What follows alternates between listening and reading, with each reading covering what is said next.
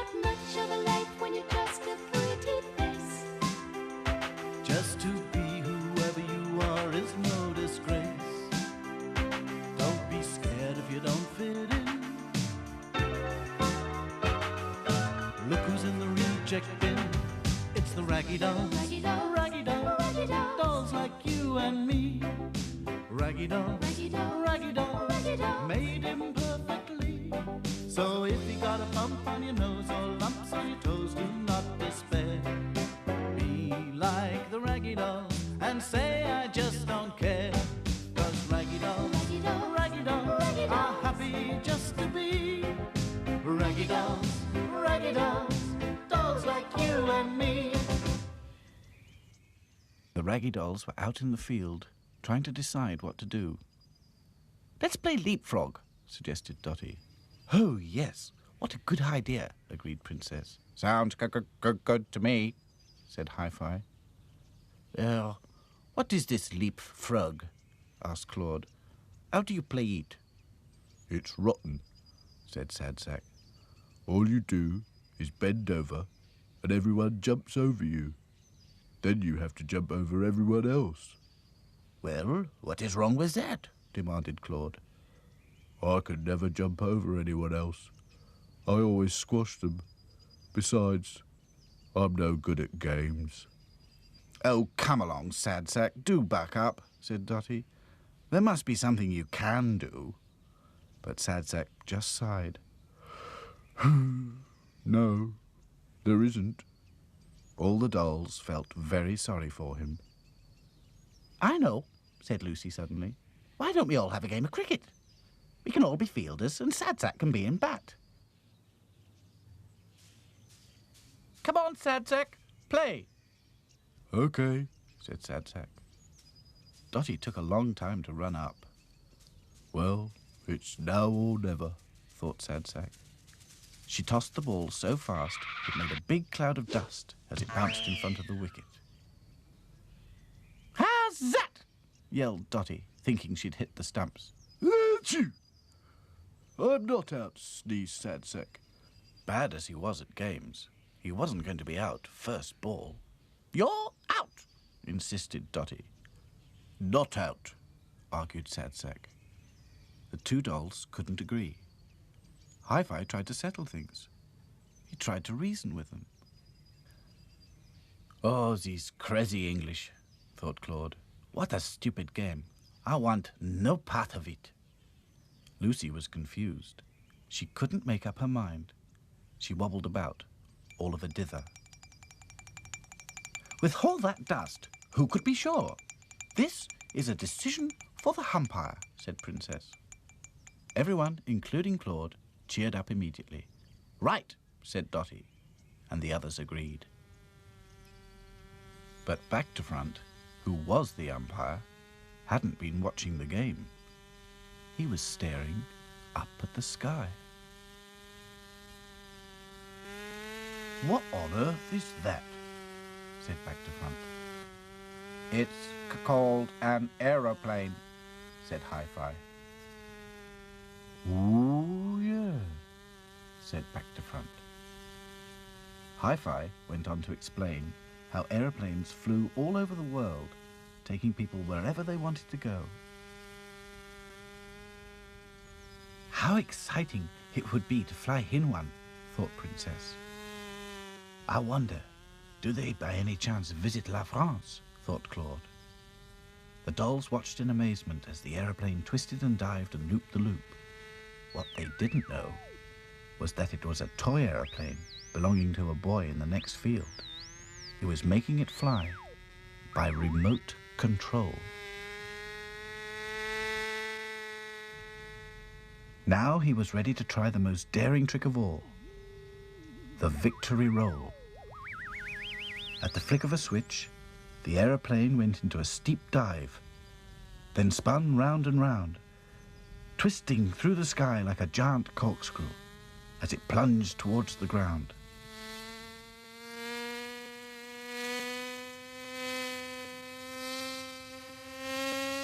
Mayday! Help! Emergency! It's going to crash. Oh, yeah.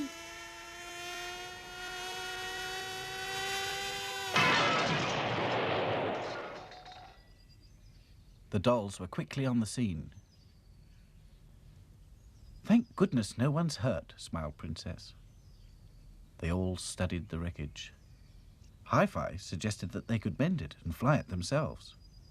What a good idea, they all agreed. Even Sad Sack. Well, it's worth a try, he thought. I'll fix this in a jiffy, no problem, thought Back to Front. Claude carried the propeller, Hi-Fi and Lucy carried a wing, and the others got behind the rest of the aeroplane and pushed it. This is better than cricket, thought Sad Sack. Meanwhile, the boy was searching everywhere for his lost aeroplane. He didn't know about the dolls. He didn't know that they had found his aeroplane, and they were all hard at work, sewing, painting, and fixing.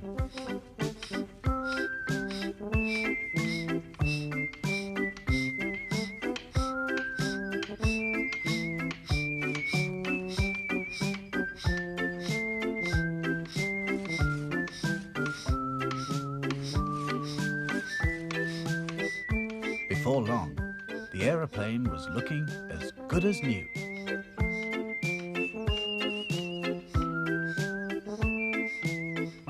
That about does it, said Hi-Fi. Time to see if it will fly. It was a moment of great excitement. Hi-Fi climbed into the pilot's seat. Back to Front sat in the observer's seat, while the others found themselves a safe place on the wings. Everybody hold tight, called Sad Sack. And on a signal from Hi-Fi, he whirled the propeller.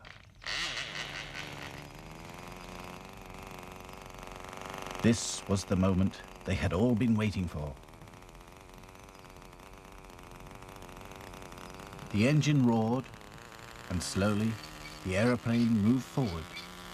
Then they felt it lift. The Raggy Dolls were flying.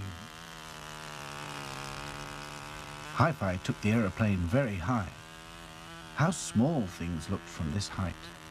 Houses and trees were like tiny dots.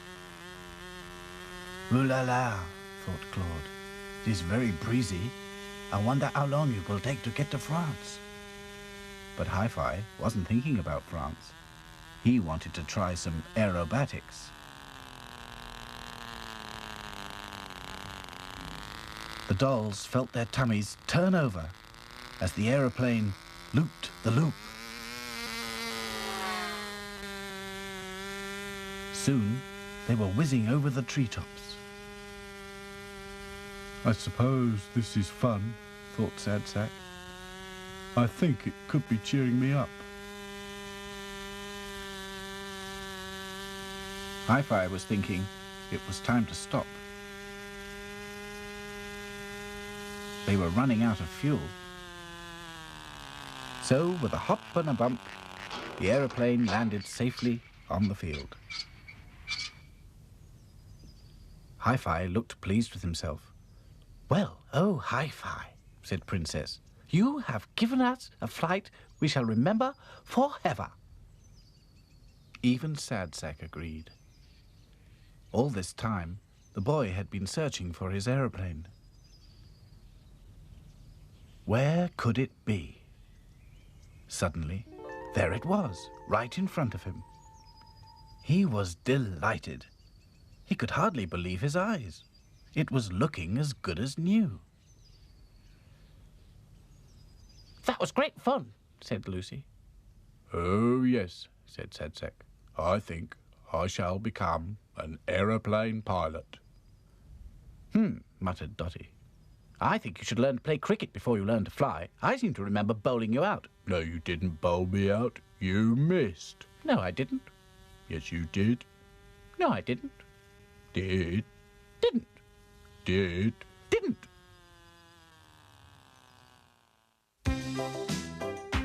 It's It's not much of a life when you're just a pretty face. Just to be whoever you are is no disgrace. Look around and you will find people of every kind, like the Raggy Dolls, Raggy Dolls, Raggy Dolls, Raggy Dolls, dolls like you and me. Raggy Dolls, Raggy Dolls, Raggy Dolls, Raggy Dolls, made imperfectly. So if you're not at ease with your knobbly knees and your fingers are all fuzz, stand on your two left feet and join our Raggy Doll chums. 'Cause Raggy Dolls, Raggy Dolls, Raggy Dolls Raggy Dolls, are happy just to be Raggy Dolls, Raggy Dolls, dolls like you and me.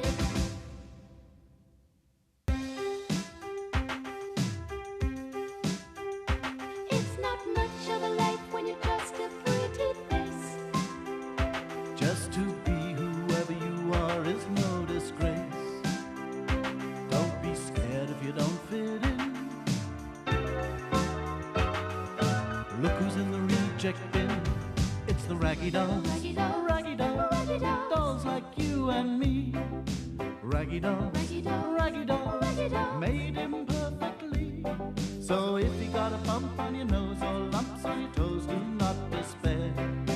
Be like the Raggy Dolls and say I just don't care. 'Cause Raggy Dolls, Raggy Dolls, Raggy Dolls Raggy Dolls, are happy just to be Raggy Dolls, Raggy Dolls, dolls like you and me. The Raggy Dolls were enjoying a peaceful day in the country. Back to Front was lying flat on his stomach, looking up at the clear blue sky. Hi-Fi was listening to his music, while Lucy and Princess were looking at all the wild flowers growing in the fields. "Oh, isn't this fun?" said Princess. "There are so many different shapes and colours." "Oh, yes," replied Lucy. "And look at all those daisies. Let's make a daisy chain." "Oh, yes," thought Princess. "We can make necklaces and bracelets and crowns." Dotty was trying to do a painting of Sad Sack. "Sit still," she called. "How can I paint you if you keep on fidgeting?"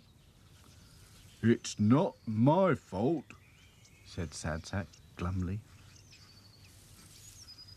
I think I'm sitting on a thistle or something. "Well, get rid of it," said Dotty. Sad Sack fussed about and finally brought out a small, sharp stone from underneath him. Ah, that's a bit better. "Good," said Dotty. "Now can you please sit still?" It was such a lovely day. They were all feeling really happy, except for Claude.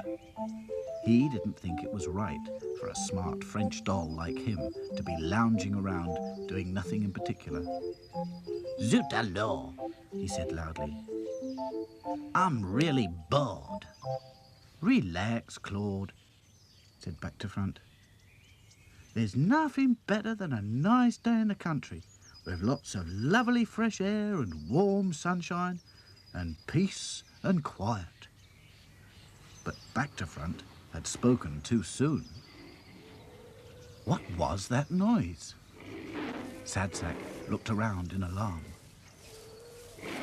"Oh, do keep still," pleaded Dotty. Listen, He said. The dolls all listened, even Hi-Fi, who took off his earphones. "Whatever can it be?" thought Princess. Lucy was all of a tremble and in danger of coming to pieces. The strange noises got louder and louder.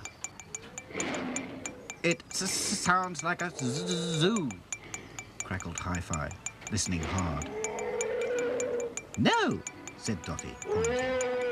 "It's a circus. Look." And sure enough, it was. And coming straight towards them was a huge elephant.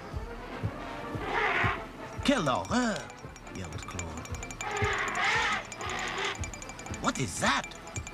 "Shh," said Back to Front. "He'll hear you." The elephant lumbered towards them. He was so big and heavy, the ground shook with every step, bouncing the dolls up and down. Oh no, it's an earthquake, Moaned Sadsack, and the dolls ran to escape. But everywhere they ran, they were surrounded by heavy lorries, animals in cages, and a gang of men who were marching towards them. "Quick!" cried Dotty, pointing to a sheet of folded canvas. "Let's hide under here." The dolls dived under the canvas and huddled together. "Ooh la la, it is dark in here," said Claude. "I wonder what's happening," whispered Lucy. Outside, men were pulling on heavy ropes.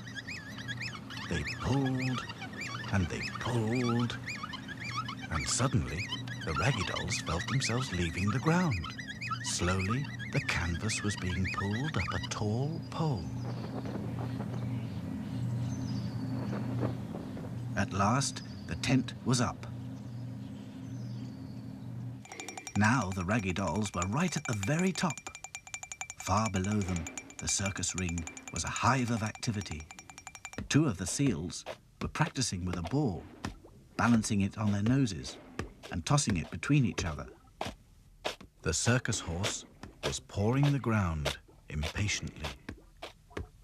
The clowns were busy too, making pies to throw at one another. And 2 huge lions were roaring inside their cage, waiting for their trainer. At the top of the pole, the dolls were feeling nervous. What shall we do? However will we get down, they wondered. "Don't worry, girls," said Back to Front. "I'll carry you across the wire.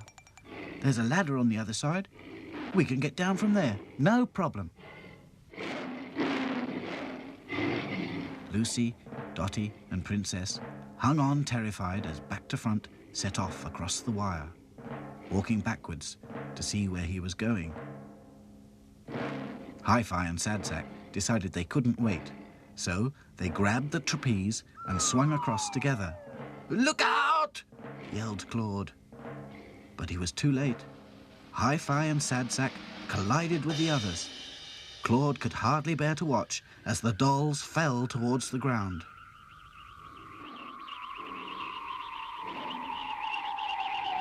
Sadsack landed on a seal. What a floppy ball, thought the seal. Back to Front landed on the circus horse, giving it such a terrible fright, it galloped off, with Back to Front hanging on for all he was worth. Hi-Fi landed on the big bass drum.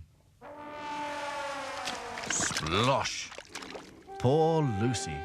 She landed in a custard pie. It was horribly sticky. But Princess and Dotty were in real trouble. They came down in the lion's cage. The lions had sharp teeth and hungry eyes. "Oh dear," thought Princess. "I think they're going to heat us up." But Dotty knew what to do.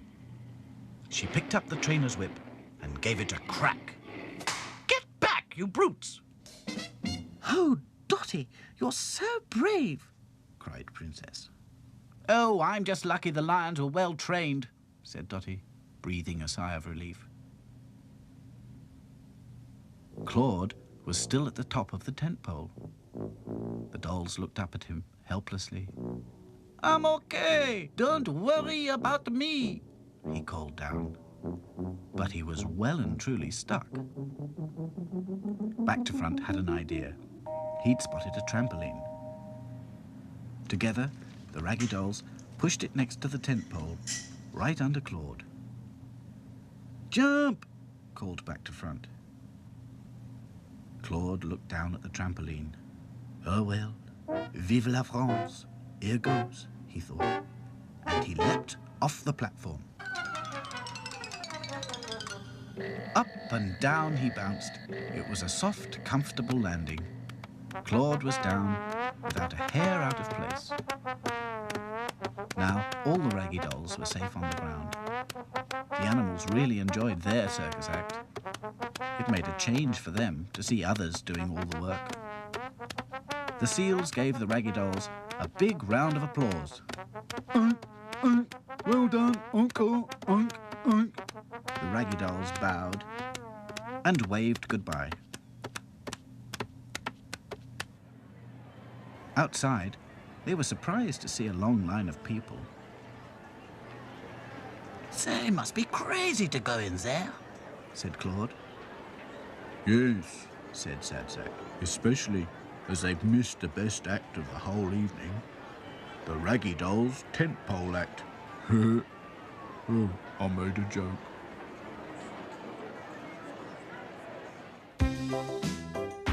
It's not much of a life when you're just a pretty face. Just to be whoever you are is no disgrace. Look around and you will find people of every kind, like the Raggy Dolls, Raggy Dolls, Raggy Dolls, Raggy Dolls, dolls like you and me. Raggy Dolls, Raggy Dolls, Raggy Dolls, Raggy Dolls. made imperfectly.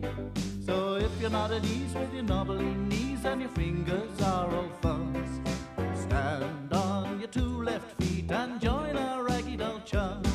'Cause Raggy Dolls, Raggy Dolls, Raggy Dolls Raggy are Dolls. happy just to be Raggy Dolls, Raggy Dolls, dolls like you and me.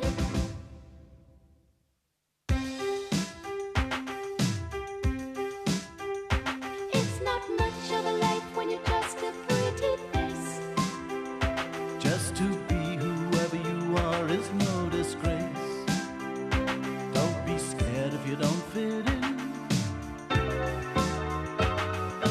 Look who's in the reject bin. It's the Raggy Dolls, Raggy Dolls, Raggy Dolls, Raggy Dolls. dolls like you and me. Raggy Dolls, Raggy Dolls, Raggy Dolls, Raggy Dolls. made imperfectly. So if you got a bump on your nose or lumps on your toes, do not despair. Be like the Raggy Dolls and say I just don't care.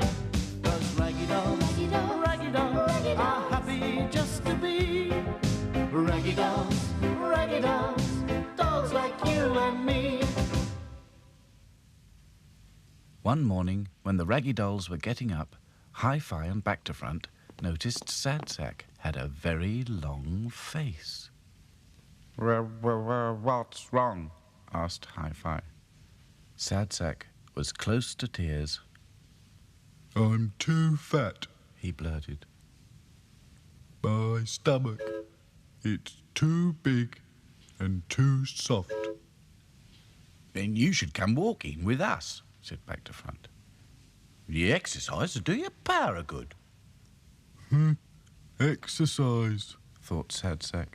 That's all very well for some, but they don't have all this weight to carry. He looked down at his big soft stomach. The last thing I want is exercise. So Hi-Fi and Back to Front set off on their early morning walk without him. They were making their way towards the big field when they noticed a group of men carrying a large straw basket. The dolls ducked out of sight and watched as the men put the basket down. I wonder what they're going to do, asked Back to Front. They're probably having a picnic, Crackled Hi-Fi. The men seemed to be excited about something. One of them took out a stopwatch. On your marks, get set, go! To the dolls' great surprise, a flock of pigeons flew up out of the basket. Wow, it's a pigeon race. The pigeons flew off at great speed. One pigeon was already way out in front of the others, but curious to see how far in front he was, the pigeon turned his head. Look, Exclaimed Hi-Fi. he's traveling in one direction and looking in the other. There's nothing clever in that. In case you hadn't noticed, I do it all day long. The pigeons slowly disappeared over the horizon. The men carried the empty basket back across the field. Hi-Fi and Back to Front continued their walk. They set off out into the countryside, enjoying the fresh morning air.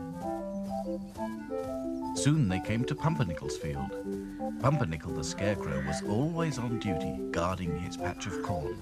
But it was a lonely old job, and he was always pleased when any of the Raggy Dolls came by. Good morning, dolls. Morning. Good morning, Pumpernickel. Hi-Fi and Back to Front marched on. But by now, they were feeling the strain of all their walking. I do feel tired. Me too. So they sat down for a rest. But they'd hardly relaxed for a second when they heard a faint cry. Oh, help! They looked around, but there was no one in sight.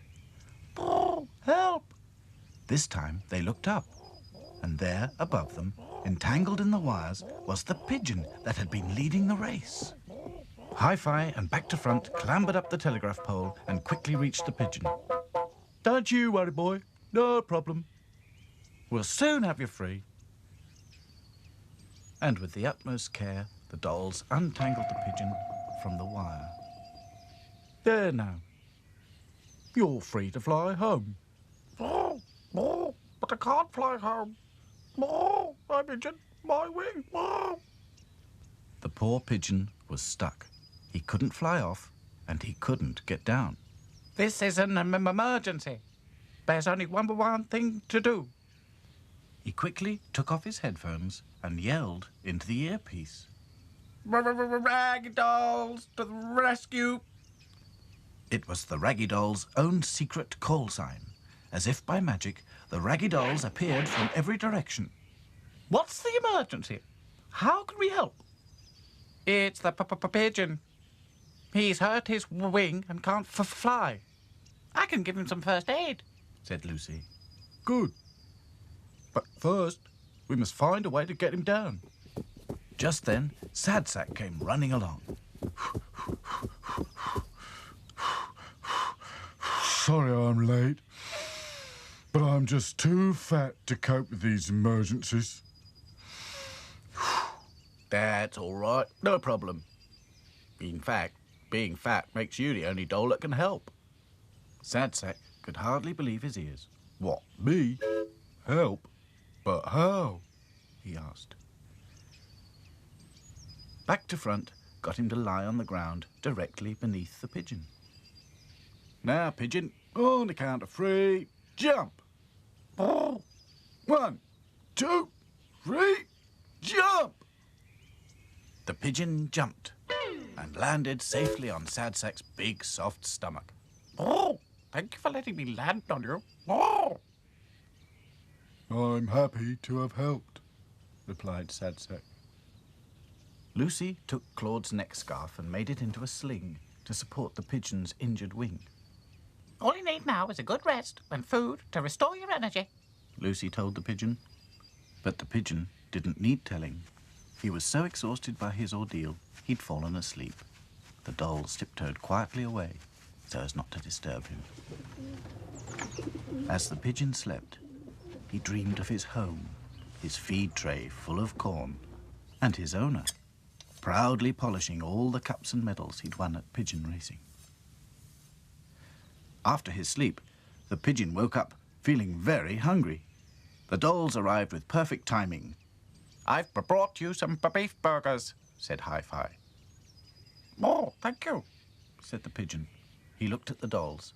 They were all carrying food they'd brought especially for him. Princess had a portion of strawberry ice cream, Back to Front some banana-flavoured milkshake, and Dottie some chocolate mousse, and Claude had cooked a special recipe, a bowl of French onion soup. The pigeon was very embarrassed. I don't know how to tell you this. But I'm afraid we pigeons don't eat beef burgers, nor ice cream, nor chocolate mousse, nor milkshake, and certainly not French onion soup. Claude was livid. Then I will eat the soup myself. Please, don't worry about the food. We'll see that nothing goes to waste. But do tell us, what do pigeons eat? Just then, along came Sad Sack. He was carrying some corn. The pigeon's eyes lit up. Oh, oh, that's what pigeons eat. I told Pumpernickel all about our racing pigeon rescue. And Pumpernickel said, Although scarecrows don't usually give pigeons corn, this is a very special case. So he sent you this corn with his best wishes. Oh, that was kind. said the pigeon, and tucked into the corn.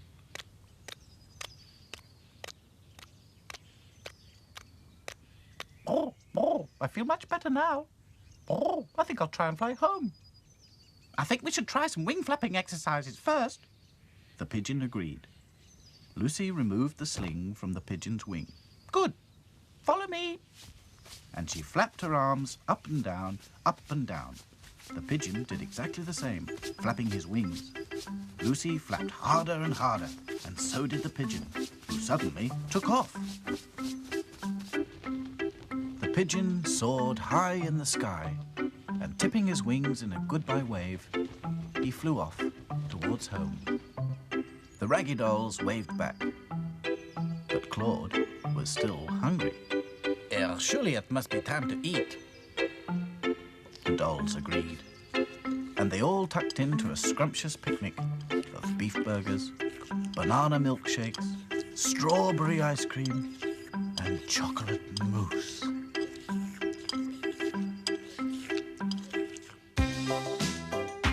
It's not much of a life when you're just a pretty face.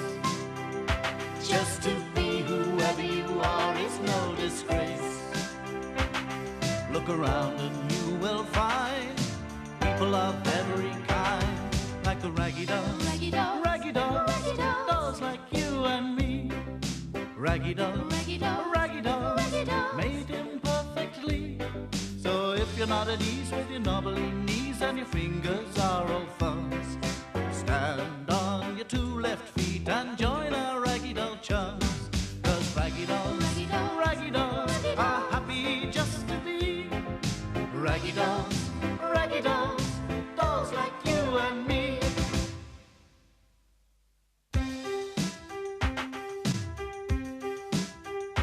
It's not much of a life when you're just a pretty face. Just to be whoever you are is no disgrace. Don't be scared if you don't fit in. Look who's in the reject bin. It's the Raggy Dolls, Raggy Dolls, Raggy Dolls, Raggy Dolls, dolls like you and me. Raggy Dolls, Raggy Dolls, Raggy Dolls, Raggy Dolls, made imperfectly. So if you got a bump on your nose or lumps on your toes, do not despair. Be like the Raggy Dolls and say I just don't care. 'Cause Raggy Dolls, Raggy Dolls, Raggy Dolls Raggy are Dolls, happy just to be Raggy Dolls, Raggy Dolls, dolls like you and me. It was a dull and drizzly morning. Claude looked out of the window. I'm sorry to say it, he said, but outside it is falling with water. "Oh dear," said Sad Sack. "That means I can't go out. I get all soggy when it's raining." Well, then we'll all have to stay in, said Dotty. But what's there to do if we all stay in? Lucy wondered. I know what I'm going to do. Said Hi-Fi mysteriously, and off he went. What about the rest of us? Said Claude. Surely we can entertain ourselves. Said Dotty. I know. Said Back to Front. Let's stage a show. What a splendid idea, said Princess. "What kind of a show?" Asked Sad Sack, frowning. Conjuring, announced Back to Front. You know, abracadabra. Hey presto. No problem. It'll be magic. Off he went to get ready, and the dolls sat down to wait. At last, he made his entrance, wearing a top hat and carrying a vase of flowers. "Ladies and gentlemen," he began, "for my first illusion, this beautiful vase of flowers will disappear." He covered the flowers with a silk cloth. Abracadabra, he shouted. Hey, presto! And he pulled away the cloth. But the flowers did not disappear. Oh, well, said Back to Front. For my next trick, I shall use an ordinary pack of playing cards. But this trick went wrong too. The dolls were not impressed. Ladies and gentlemen, for my last illusion, a jug of water, a top hat, and a newspaper. He took the water and poured it into the hat. Then, covering the hat with the newspaper, he put it on his head. I shall now remove the newspaper and stay perfectly dry. But the water poured all over him. The dolls laughed and clapped. Oh, look at him. Back to Front was wet through, but he didn't mind. No problem, he grinned. Sad Sack was looking out of the window. It stopped raining, he said. I suppose we can go out now. But at that moment, Hi-Fi returned, carrying a strange object. Whatever is it? Asked Lucy. It looks like a vacuum cleaner, said Dotty, with earphones. Don't be silly, said Hi-Fi. It's a metal detector. Oh, what does it do? Asked Princess. It detects metal, dear, said Dotty. Sounds boring, said Claude. It's not, said Hi-Fi. It could find treasure. Oh, wonderful, said Lucy. A treasure hunt. The dolls wasted no time. They were soon in the big field, searching. So something's buried here, said Hi-Fi. Back to Front began digging, and just under the surface, he found a rusty old spoon. I wouldn't call that treasure, thought Sad Sack. Hi-Fi tried again. I'm getting a loud signal. Try digging here, said Hi-Fi. Back to Front began digging, and digging, and digging, and digging. Whatever it is, it's a long way down, he called. But at last, he struck something. It was an old tin chest. Ooh, buried treasure, cried Lucy. I'm all of a dither. Well, come on, open it, said Dotty. Back to Front lifted the lid, but inside there was no treasure, just a dusty old book. He picked it up and blew off the dust. Ye Olde Book of Magic Spells, said the title. Wow, real magic, thought Back to Front as he opened it. But before he could read a word, there was a flash, and a wizard appeared. The dolls could not believe their eyes. I am the White Wizard, said the shape. The power of my magic is yours to behold. Back to Front laughed nervously. You must be joking. The power of magic is no laughing matter. Crikey, whispered Lucy. Could you, put my head back the right way round? Page 13, said the wizard. Back to Front thumbed the pages. 1, 5, 9, 10, 13. Here it is, he said. Read it aloud, commanded the wizard. Back to Front cleared his throat. Corn is yellow, poppies are red, such a sight can turn your head. And slowly his head began to turn and turn until it was spinning round and round like a top. And when it stopped, it was the right way round. I can't believe it, he cried. For the first time, I can see where I'm going instead of where I've been. Fantastic, said Lucy. It really suits you. Back to Front turned to thank the wizard, but the wizard had disappeared. I don't like the look of this, thought Sad Sack. Suddenly, there was a clap of thunder. Clouds of red smoke started rising from the book. They formed the shape of a different wizard. I am the Red Wizard, He said. My magic is stronger than the White Wizard's. To prove it, I'll put a spell on him and destroy his power. The dolls were scared. There was another clap of thunder. Back to Front looked at the others in amazement. All their heads were the wrong way round. Oh no! exclaimed Claude. What is happening? The Red Wizard laughed, an evil laugh. The dolls couldn't see where they were going. They kept bumping into each other. I knew something like this would happen, thought Sad Sack. Don't worry, called Back to Front. I'll get the White Wizard back. But he didn't know how. Abracadabra, yelled Back to Front in desperation. Hey, presto! Hey, anything! Suddenly, to his great relief, a few tiny stars began to rise from the spellbook, just enough to make a very small white wizard. Turn to page 11, he whispered. Read out the spell. I'm too weak. Back to Front found the page quickly. Think of a number that's easy to figure. Wish on a star to make me bigger. The White Wizard began to grow. He grew and grew, and soon he was bigger and more powerful than the Red Wizard. Hullababa-menuadina! There was a flash of lightning. Both wizards disappeared, and all the dolls were changed back to the way they were. Oh, well, said Back to Front, feeling his head. It was nice while it lasted. Bring him back, said Claude. I want to go to France. And I wanted to talk without stuttering, stuttered Hi-Fi.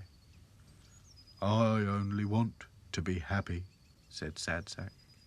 Back to Front had heard enough. He put the book of spells back into the chest and walked off with it without a word. What's he up to? Said Princess. Making sure that nobody followed him, Back to Front found a secret place and buried the chest forever. That's the end of that, he thought. We've all had quite enough magic for one day. It's not much of a life when you're just a pretty face. Just to be whoever you are is no disgrace. Look around and you will find people of every kind, like the Raggy Dolls, Raggy Dolls, Raggy Dolls, Raggy Dolls, dolls like you and me. Raggy Dolls, Raggy Dolls, Raggy Dolls, Raggy Dolls, made imperfectly. So if you're not at ease with your knobbly knees and your fingers are all fuzz, stand on your two left feet and join our Raggy Doll chums. 'Cause Raggy Dolls, Raggy Dolls, Raggy Dolls Raggy are Dolls, happy just to be Raggy Dolls, Raggy Dolls, dolls like you and me.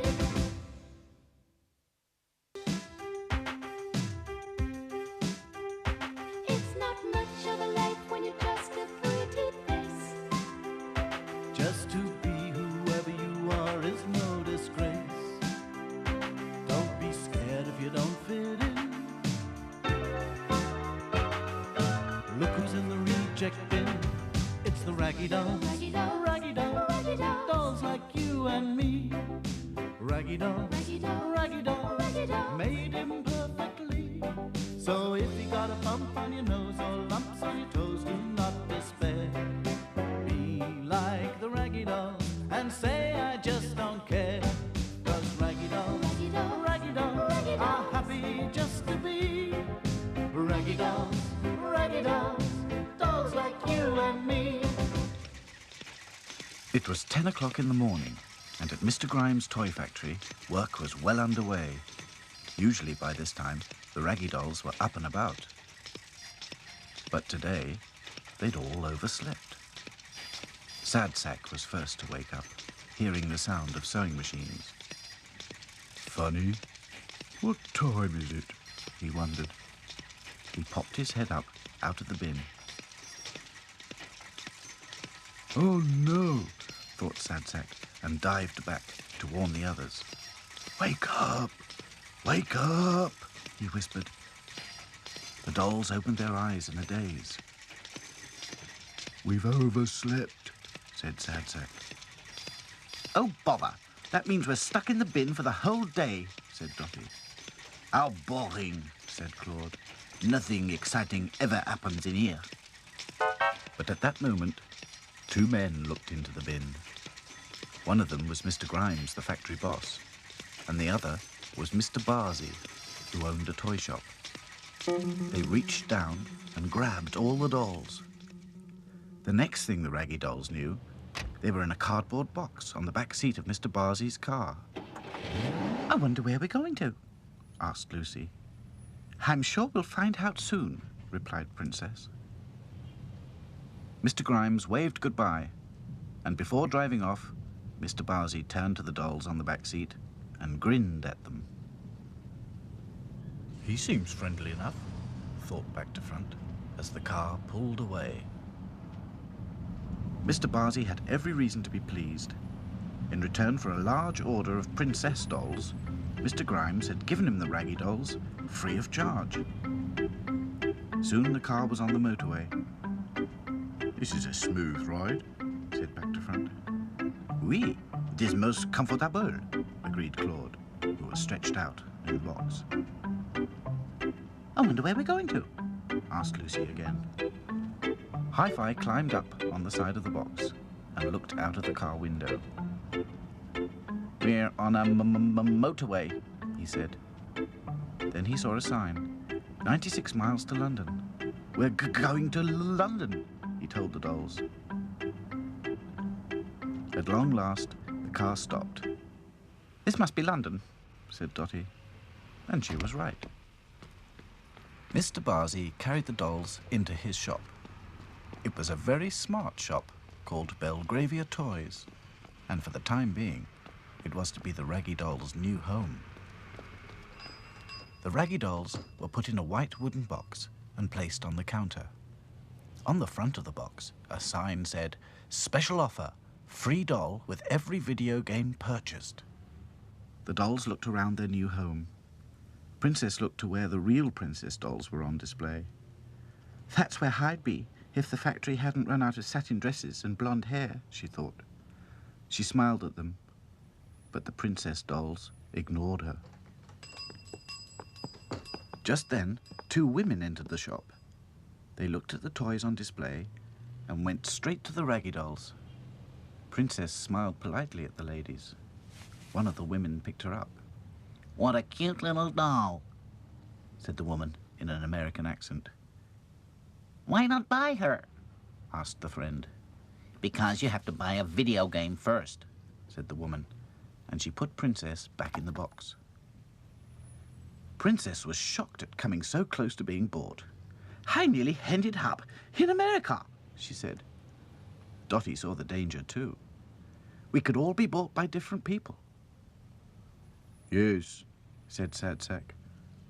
And then we'd never see each other again. Well, I'm not smiling at anyone from now on, said Princess. And from that moment, all the dolls pulled nasty faces at everyone who came into the shop. And it seemed to work. For the rest of the day, no one went near the Raggy Dolls. Later that afternoon, a little girl came into the shop, followed by her chauffeur. "I want to look at the dollies, Johnson," she said. Very good, Miss Bunch, replied the chauffeur. As the little girl walked towards the Raggy Dolls, they pulled the nastiest faces they possibly could. "Oh, what mean-looking dollies," said the little girl. "But how different. I must have one." Then, putting her hand into the box, she picked out Lucy and held her up to the shop assistant. "Charge this to our account," she said. Knowing what an important customer she was, the assistant did just that. The Raggy Dolls had tears in their eyes. We'll never see Lucy again, they thought. Soon it was closing time. Mr. Barsey and his assistant locked the door and went home. Now the toys had the shop all to themselves. "We must find a way to rescue Lucy," said Dotty. But how? Asked Sad Sack. We don't know where she's gone to live. Suddenly, the robot who was standing on the counter spoke. Hello, I am Roger the robot. Have a nice day, you're welcome. Look in the accounts file under B for Bunch. Dotty thanked the robot and was soon looking through the file. "Here it is," she said. On the card it said, "Miss Mariana Bunch, care of Lord and Lady Bunch, 34 Eaton Terrace, Southwest 1. And that's where Lucy was at that very moment. "What a floppy doll you are," said the little girl. "I shall call you Floppy." Lucy hated the name, but there was nothing she could do. "Floppy do this, Floppy do that." On and on went the little girl, pulling at Lucy's arms and legs, until finally one came off in her hand. "You stupid thing!" shouted the girl. Then, in a fit of temper, she pulled Lucy to pieces and left her scattered all around the playroom.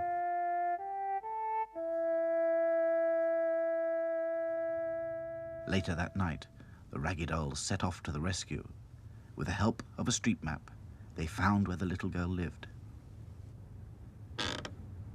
Hi-Fi soon discovered a cat flap in the back door. Inside, the lights were out, and everyone had gone to bed. Hi-Fi led the way up the stairs. Upstairs, the rooms all had door signs. Lord and Lady Bunch, Miss Mariana Bunch, and finally, Playroom. "She must be in there," whispered Dotty. They pushed open the door and went inside. There were toys everywhere. "Lucy, where are you?" called Dotty. "I'm over here," Lucy replied. "And over there, and over there, and over there too." She pointed all around the room with her nose. The dolls collected Lucy together again and set off back to the shop. As they were climbing through the window, Sad Sack slipped and fell. He landed in a dustbin that was full of rubbish. The smell was so terrible that none of the other dolls would go near him. So Sad Sack clambered out by himself. I don't care, he said. No one will buy me if I smell like this. The dolls realized that Sad Sack was right, and they all dived headfirst into the smelly dustbin. The next morning, when Mr. Barsey opened the shop, he noticed a terrible pong. As he went nearer the dolls, it became worse. "Phew! It's those Raggy Dolls. They smell disgusting. Send them back to Grimes at once." But by the time the dolls arrived back at the factory, the smell had worn off. I can't even give them away, thought Mr. Grimes. They'll have to stay in the reject bin. It's not much of a life when you're just a pretty face. Just to be whoever you are is no disgrace. Look around and you will find people of every kind, like the Raggy Dolls, Raggy Dolls, Raggy Dolls, Raggy Dolls, dolls like you and me. Raggy Dolls, Raggy Dolls, Raggy Dolls, Raggy Dolls, made imperfectly. So if you're not at ease with your knobbly knees and your fingers are all fuzz, stand on your two left feet and join our Raggy Doll chums. 'Cause Raggy Dolls, Raggy Dolls, Raggy Dolls Raggy are Dolls, happy just to be Raggy Dolls, Raggy Dolls, dolls like you and me.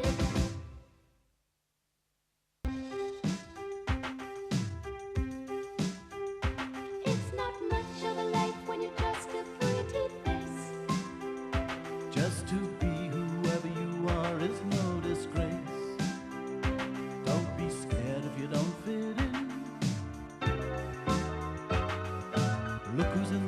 check in.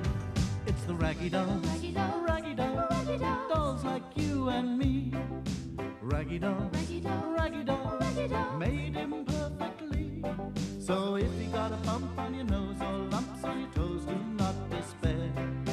Be like the Raggy Dolls and say I just don't care. 'Cause Raggy Dolls, Raggy Dolls. Raggy Dolls Raggy are Dolls. happy just to be Raggy Dolls, Raggy Dolls, dolls like you and me. It was lunchtime, and the Raggy Dolls were making their way back to the factory. Except for Sad Sack. He'd fallen asleep under a bush by the pond. He was dreaming of food. Jellies, cheeseburgers, chips. He was just imagining a boiled egg when he woke up. He could hear a strange crackling sound. It seemed to be coming from a clump of reeds by the pond. Sad Sack listened hard. The crackling turned into a rustling. And then there was a kind of cheeping. Whatever can it be? He crawled towards the clump of reeds and peered in.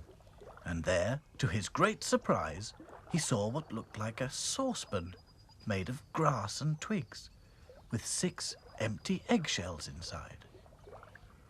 What a curious way of cooking eggs, thought Sad Sack. The noise was just behind him now. Sad Sack spun round and saw a strange creature with a snapping beak. Sad Sack ran away immediately. But everywhere he went, the creature followed him.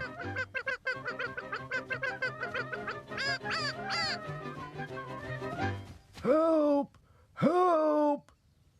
Fortunately for Sad Sack, the Raggy Dolls had noticed he was missing. They had just decided to come and look for him. There he is. Cried Dotty. What's he doing?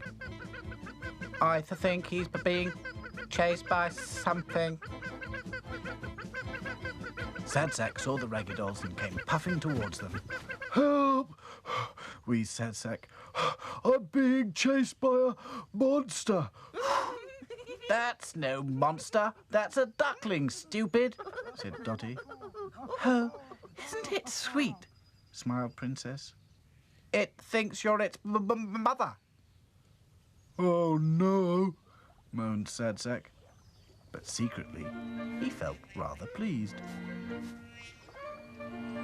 It's quite fun being a mother, he thought. We ought to find its real mother as soon as possible, declared Dotty. Everyone agreed, but they didn't have to look far. Across the pond, they saw the mother duck and her 5 other ducklings.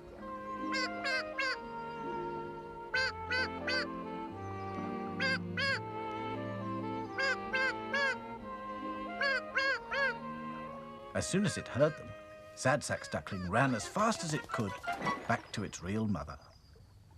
Thank goodness for that, said Dotty. Sad Sack was disappointed. But at that moment, they all heard another noise. Hello? What is this? Cried Claude. Quick, everybody, hide in the bushes. It's a car, whispered Dotty. I wonder why it stopped. Thought Lucy. Looks like picnickers, said Hi-Fi. The Raggy Dolls watched as a family of 5 marched into the field, carrying all sorts of bits and pieces. The woman had taken out a tablecloth and had spread it on the ground, while the man sat down and opened a can of beer. The 3 children began mucking about. The girl practiced handstands.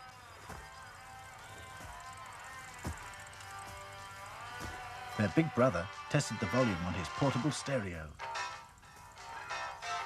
The little boy rode his brand new BMX bike. Pedaling hard, he pulled back on the handlebars and lifted his front wheel high into the air. The dolls watched in amazement as he rode it round and round, on one wheel. He was so excited, he didn't look where he was going. Look what you've done! Screamed the woman. Get off that bike at once!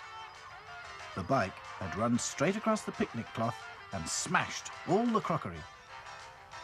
But, Mum, it was an accident, whined the boy. Boys will be boys, said his father, taking another swig of beer. Don't sit there drinking! Clear up this mess! And you, turn off that radio! Everybody did as they were told. The father scooped up all the broken china in the tablecloth and took it over to the duck pond.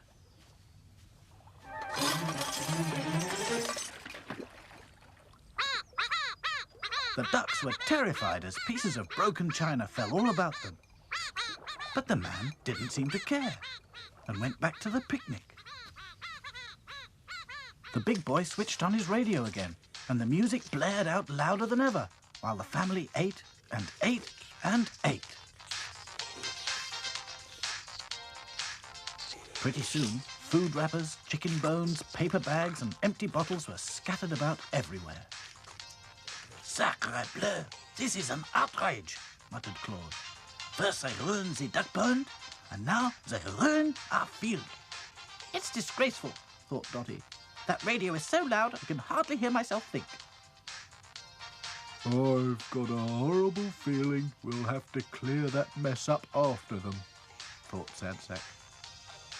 Suddenly, there was a flash of lightning and a clap of thunder. Oh, well, that's the end of that, said the father. I'm not staying here if it's going to rain. But I'm still eating, Whined the little boy. Well, you can finish it in the car.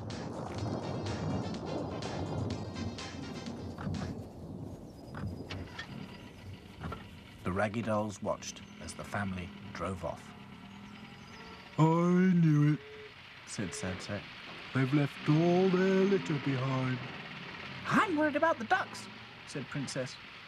That horrid man has thrown all that broken china into their pond. We'd better make sure they're all right, said Dotty. Good thinking, said Hi-Fi. The Raggy Dolls made their way to the duck pond, which wasn't a pleasant sight.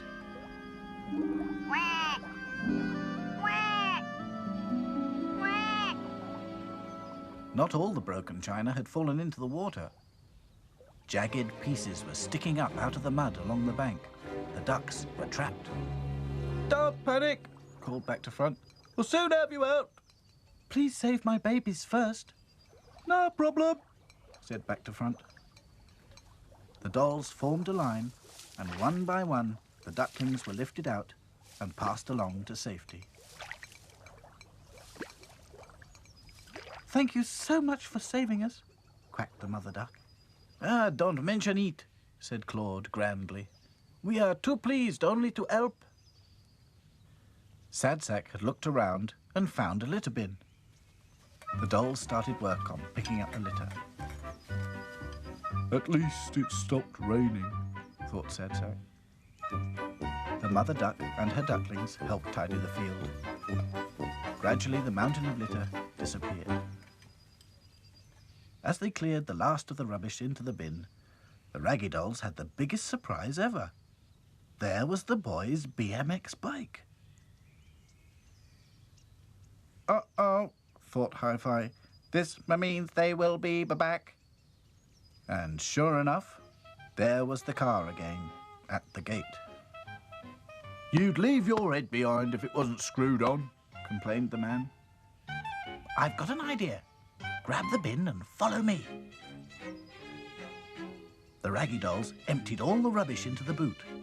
Then they covered the rubbish up with the tablecloth so that when the boy and his father returned with the bike, they wouldn't notice. Dotty's idea had worked out splendidly. Although they didn't know it, this time the litter bugs had gone home, taking their litter with them.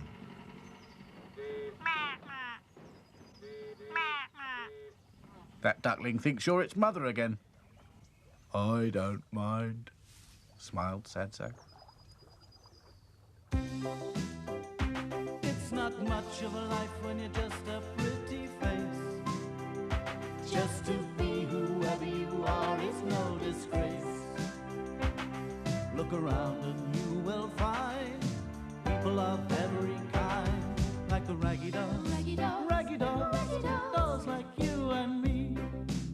Raggy Dolls, Raggy Dolls, Raggy Dolls, Raggy Dolls. made imperfectly. So if you're not at ease with your knobbly knees and your fingers are all fuzz, stand on your two left feet and join our Raggy Doll chums. 'Cause Raggy Dolls, Raggy Dolls, Raggy Dolls Raggy are Dolls. happy just to be Raggy Dolls, Raggy Dolls, dolls like you and me.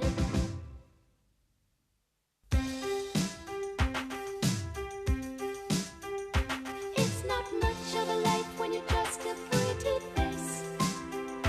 Just to be whoever you are is no disgrace. Don't be scared if you don't fit in. Look who's in the reject bin. It's the Raggy Dolls. Raggy Dolls, Raggy Dolls. Raggy Dolls. Dolls like you and me. Raggy Dolls. Raggy Dolls, Raggy Dolls. Raggy Dolls. Made imperfectly. So if you got a bump on your nose or lumps on your toes, do not despair. Be like the Raggy Dolls and say I just don't care.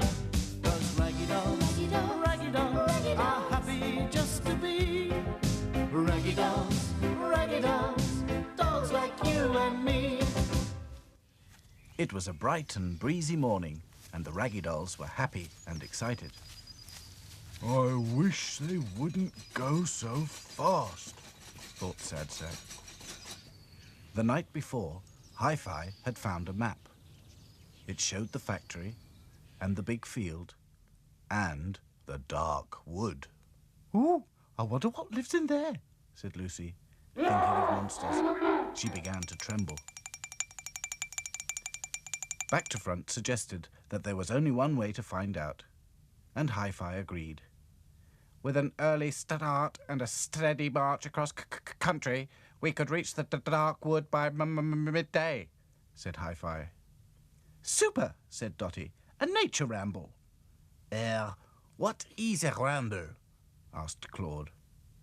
A kind of expedition, explained Dotty. Ever such fun. We'll need some equipment.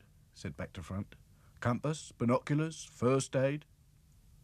And we could take a picnic, Said Princess. Ooh, can we have cream buns? Asked Lucy. The thought of cream buns did something funny to Sad Sack's brain. He suddenly offered to carry everything.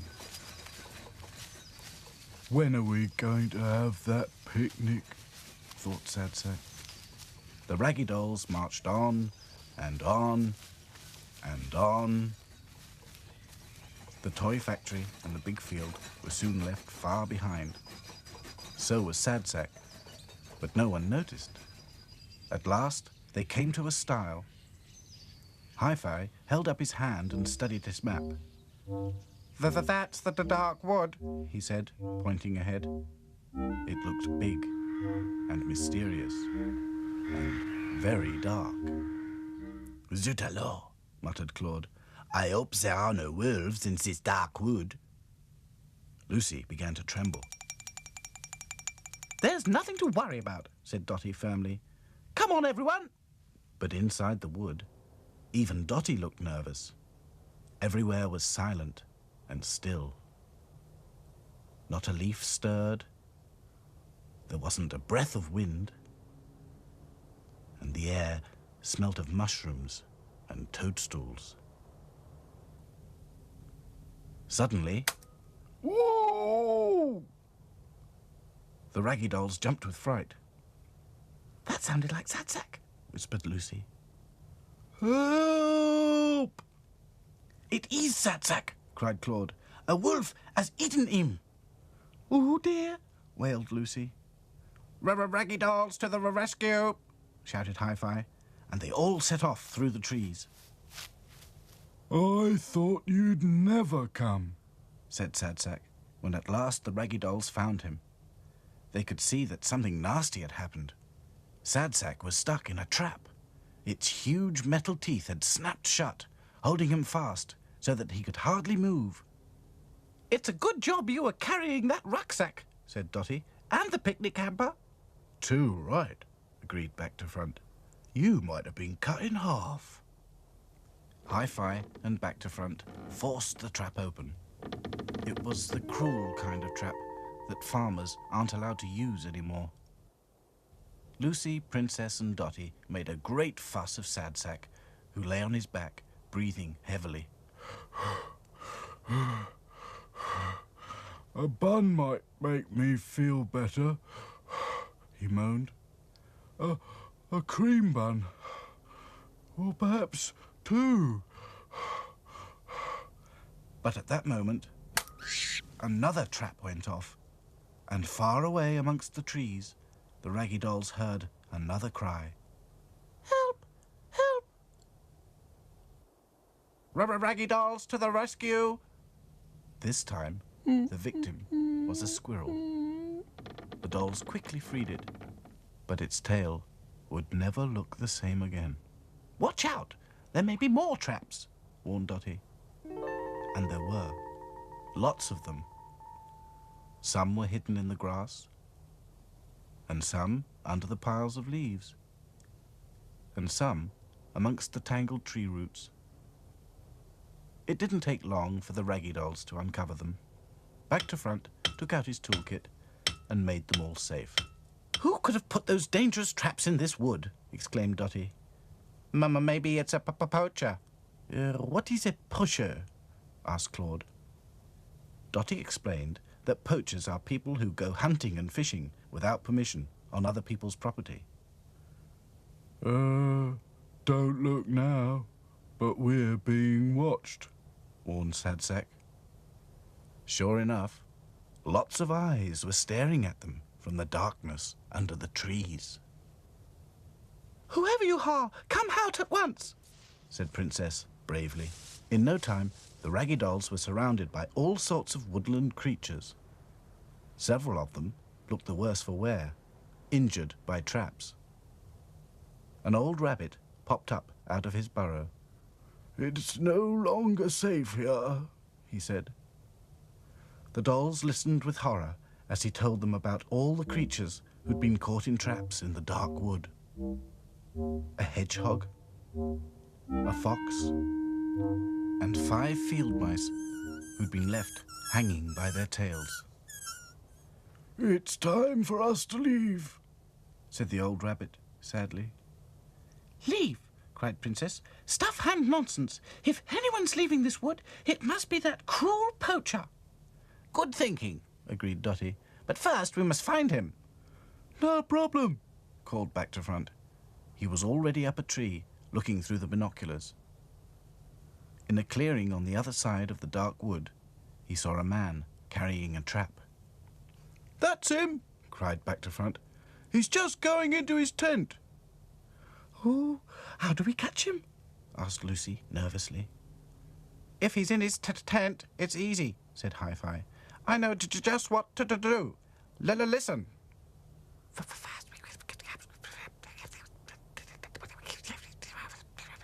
By the time the Raggy Dolls reached the tent, the poacher was fast asleep. He'd been laying traps all night, so he was very tired. He didn't hear the Raggy Dolls creeping up on him.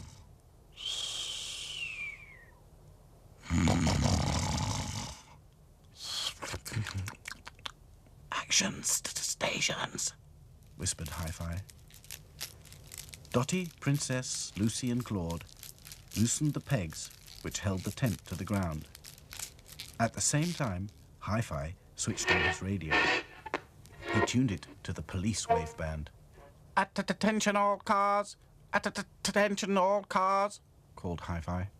A poacher is camping in the clearing at the north end of the dark wood. He's using illegal traps. Over and out. Hi-Fi's radio made such a noise that the poacher stopped snoring and jumped up in alarm. And of course, down came the tent. He couldn't see where he was, and he fell into one of his own traps. It snapped shut on his beard, which made him look very silly. The police were soon on the scene. Hello, hello, hello, said one. What have we here? A poacher, caught red-handed. You better come along with us, chummy. The other policeman clamped some handcuffs on his wrists. Well, let's trap the trapper, said Back to Front, and I don't feel a bit sorry for him. The Raggy Dolls watched as the police car drove away. Well done, chaps, said Dotty. Especially Hi-Fi. Oh, yes, agreed Princess. Hi-Fi has been absolutely super. 3 cheers for Hi-Fi, said Lucy. Hip hip, hooray! Hip hip, hooray! Hip hip, hooray! Meanwhile, Sad Sack was busy unpacking the picnic hamper. He began eating cream buns. First 1, then 2, and then 3, for luck. It's not much of a life when you're just a pretty face. Just to be whoever you are is no disgrace. Look around and you will find people of every kind, like the Raggy Dolls, Raggy Dolls, Raggy Dolls, Raggy Dolls, dolls like you and me. Raggy Dolls, Raggy Dolls, Raggy Dolls, Raggy Dolls, made imperfectly. So if you're not at ease with your knobbly knees and your fingers are all fuzz, stand on your 2 left feet and join our Raggy Doll chums. 'Cause Raggy Dolls, Raggy Dolls, Raggy Dolls Raggy Dolls, are happy just to be Raggy Dolls, Raggy Dolls, dolls like you and me.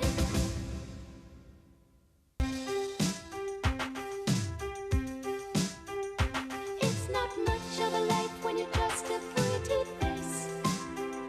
Just to be whoever you are is no disgrace. Don't be scared if you don't fit in. Look who's in the reject bin. It's the Raggy Dolls, Raggy Dolls, Raggy Dolls, Raggy Dolls, dolls like you and me. Raggy Dolls, Raggy Dolls, Raggy Dolls, Raggy Dolls, made imperfectly. So if you got a bump on your nose or lumps on your toes, do not despair. Be like the Raggy Dolls and say I just don't care. 'Cause Raggy Dolls, Raggy Dolls, Raggy Dolls Raggy are Dolls, happy just to be Raggy Dolls, Raggy Dolls, dolls like you and me. Early mornings were always a busy time for Mr. Grimes. He'd already unlocked the doors, turned off the burglar alarm, switched on the machinery, checked the boiler, inspected the stores, and now he was opening the post. Bills, bills, bills, he grumbled. And more bills. Just then, there was a loud knock, and a head popped round the door. What can I do for you? Snapped Mr. Grimes. The stranger reached in his pocket and pulled out a card. Mr. Grimes squinted at it through his glasses. It said C.C.T. My name's Martin, said the man. Toby Martin. I'm the Chief Collecting Officer for Children's Charity Toys. CCT? CCT? Never heard of it. said Mr. Grimes, unhelpfully. We collect broken and unwanted toys, Explained the man. We repair them and deliver them as good as new to children's homes and hospitals throughout the country. All right, Interrupted Mr. Grimes. You can have everything that's in the reject bin for your charity. And good riddance.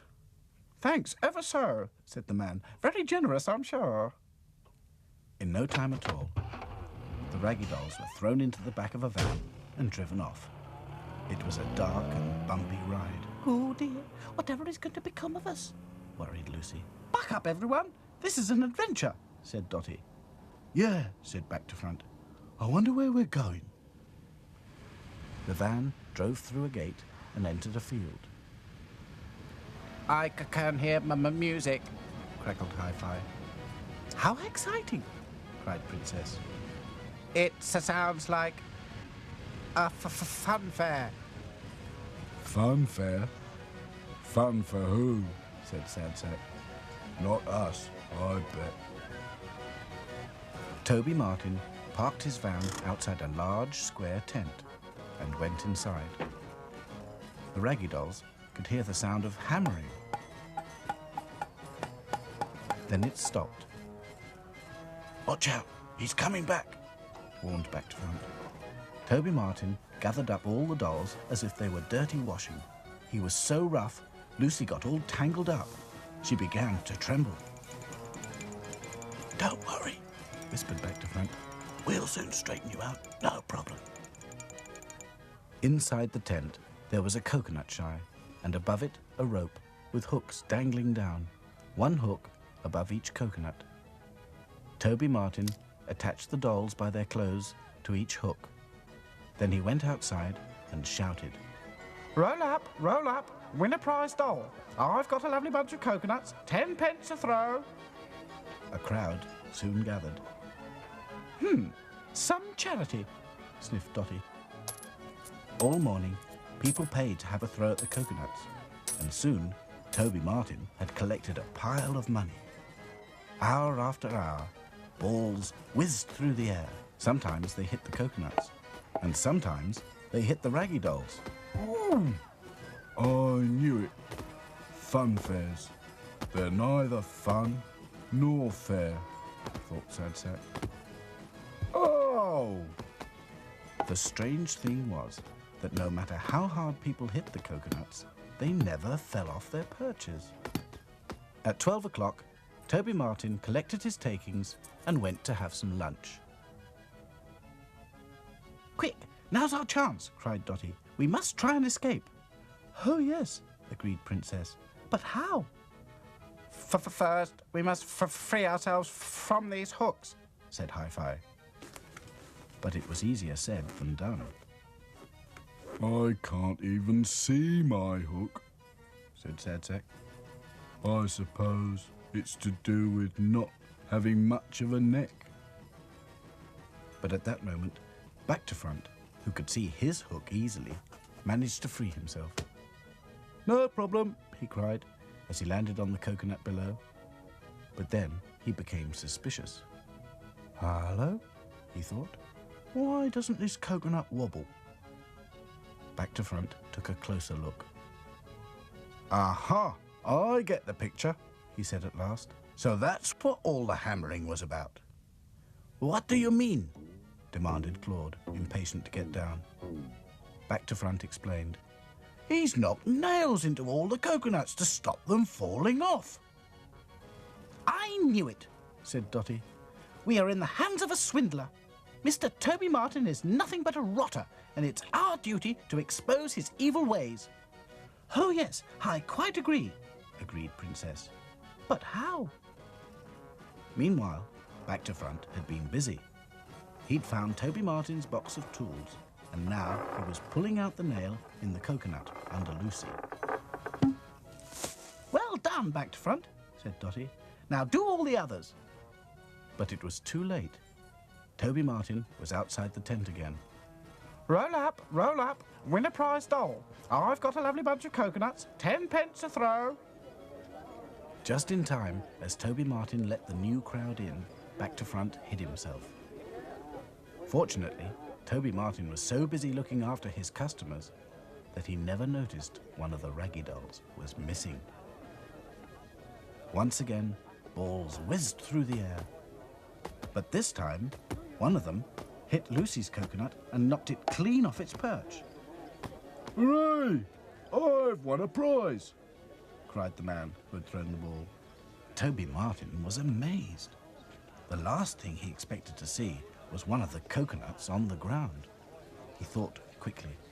No, you haven't won. You've got to knock it off 3 times. The man was in no mood to be trifled with. Give me my prize, he demanded. Someone in the crowd shouted, Look, there's a nail! The people soon put 2 and 2 together and realized that all the coconuts were nailed to their shies. Give us our money back, they cried. Thief! Swindler! They were absolutely furious. They shouted so loudly that the boss of the fun fair heard them from the other end of the field and came to see what was happening. When he saw the nail and the coconut on the ground, the pile of money and the angry crowd, he soon kicked Toby Martin out. Don't you ever come back, he called after him. This is a respectable place, not for the likes of you. Toby Martin hid behind his van as all the coconuts came flying out of the tent, closely followed by the Raggy Dolls. Now move, skedaddle, beat it, shouted the boss. Or else. And while the crowd jeered and booed, the Raggy Dolls made good their escape. At last, when they thought they were quite safe, the Raggy Dolls stopped to catch their breath. What a frightful man. There are some adventures not worth having, Agreed Dotty. Oh dear, Puffed Sad Sack. all this excitement doesn't agree with me. I'm half the doll I used to be. I'm not surprised. Panted Lucy. That hook has made a hole in your back and all your stuffing's coming out. Oh no, groaned Sad Sack. Everything happens to me. The Raggy Dolls carried Sad Sack the rest of the way home. Back in the factory, they soon found a box of stuffing and a bottle of glue. Hold your breath, Said Dotty. Sad Sack held his breath as Hi-Fi poked stuffing back into the hole.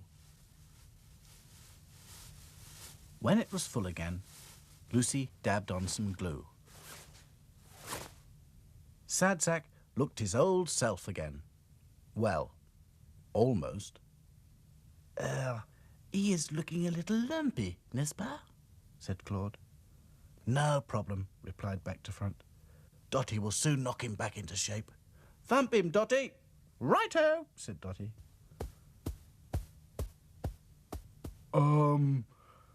Thanks, Dotty, Said Sad Sack.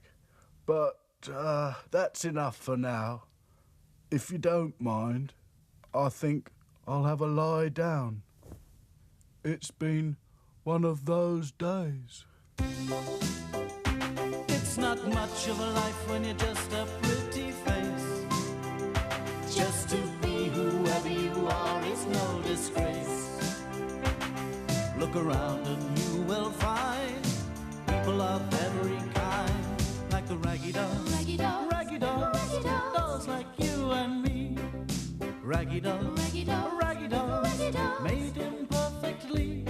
So if you're not at ease with your knobbly knees and your fingers are all fuzz, stand on your two left feet and join our Raggy Doll chums.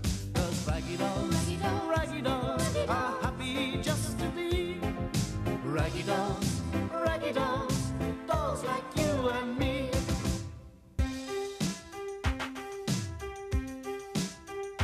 It's not much of a life when you're just a pretty face. Just to be whoever you are is no disgrace. Don't be scared if you don't fit in. Look who's in the reject bin. It's the Raggy Dolls, Raggy Dolls, Raggy Dolls, Raggy Dolls. dolls like you and me. Raggy Dolls, Raggy Dolls, Raggy Dolls, Raggy Dolls. made imperfectly. So if you got a bump on your nose or lumps on your toes, do not despair. Be like the Raggy Dolls and say I just don't care. 'Cause Raggy Dolls, Raggy Dolls, Raggy Dolls Raggy are Dolls. happy just to be Raggy Dolls, Raggy Dolls, dolls like you and me. One morning, Claude got up very early to make the Raggy Dolls a surprise breakfast. He changed his beret for a chef's hat, put on an apron, and set off for the factory canteen.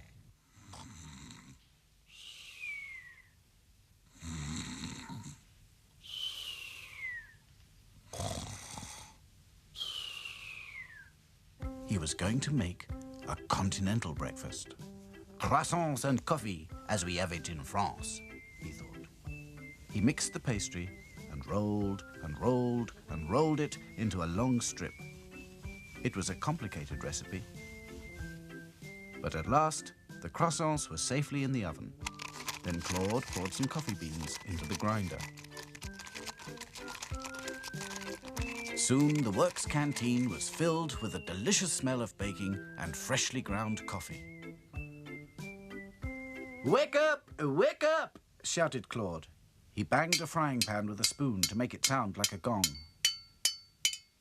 Oh, whatever's that? The factory's on fire. Keep calm, everybody. Oh dear, I'm all of a tremble. Dotty was the first to peer over the top of the reject bin. "It's only Claude," she said crossly. Really, Claude, you might have more consideration. Can I smell baking? sniffed Sadsack.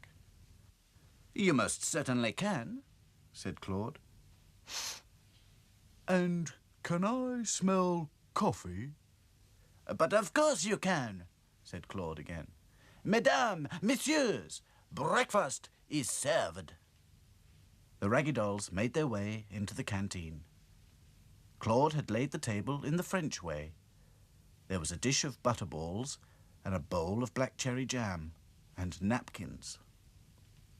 There was even a red check tablecloth. Voilà, exactement as we have it in France, he explained. I have made a continental breakfast. Bon appetit. That means eat up, said Dotty. What a super surprise, Claude. Pity it isn't bacon and eggs and fried bread, thought Sadsack. That's what I call breakfast.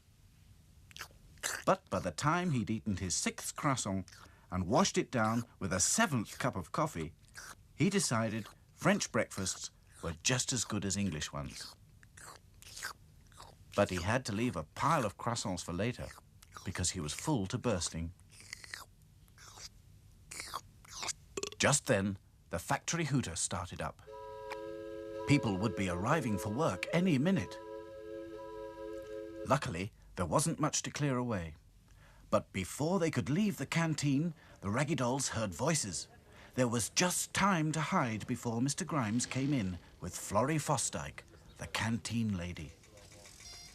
Florrie was kind, but very forgetful. One morning, she buttered the teapot and poured milk on the toast. You must keep your wits about you today, Flo, said Mr. Grimes. There's a competition for all the factories on the trading estate. Each canteen has to make a cake, and the best cake wins a prize. And I want Grimes's Toy Factory to win that first prize tomorrow, Flo. You won't be disappointed, sir, said Florrie Fosdyke. She flicked through the pages of her recipe book. There was a large picture of a sponge cake with layers of raspberry jam filling, topped with marshmallow and chocolate sauce. Mr. Grimes agreed that that was the kind of cake most likely to win. The Raggy Dolls watched as Florrie set out everything she needed on the table. A mixing bowl, scales to weigh things, and a spoon for stirring. The sponge cake recipe said 1 cup of flour, 3/4 of a cup of sugar, half a packet of margarine, 2 large eggs, and a little water. For the filling and topping, it said half a jar of raspberry jam, 1 bag of mixed marshmallows, pink and white, and a slab of melted cooking chocolate. Oh, groaned Sadsack.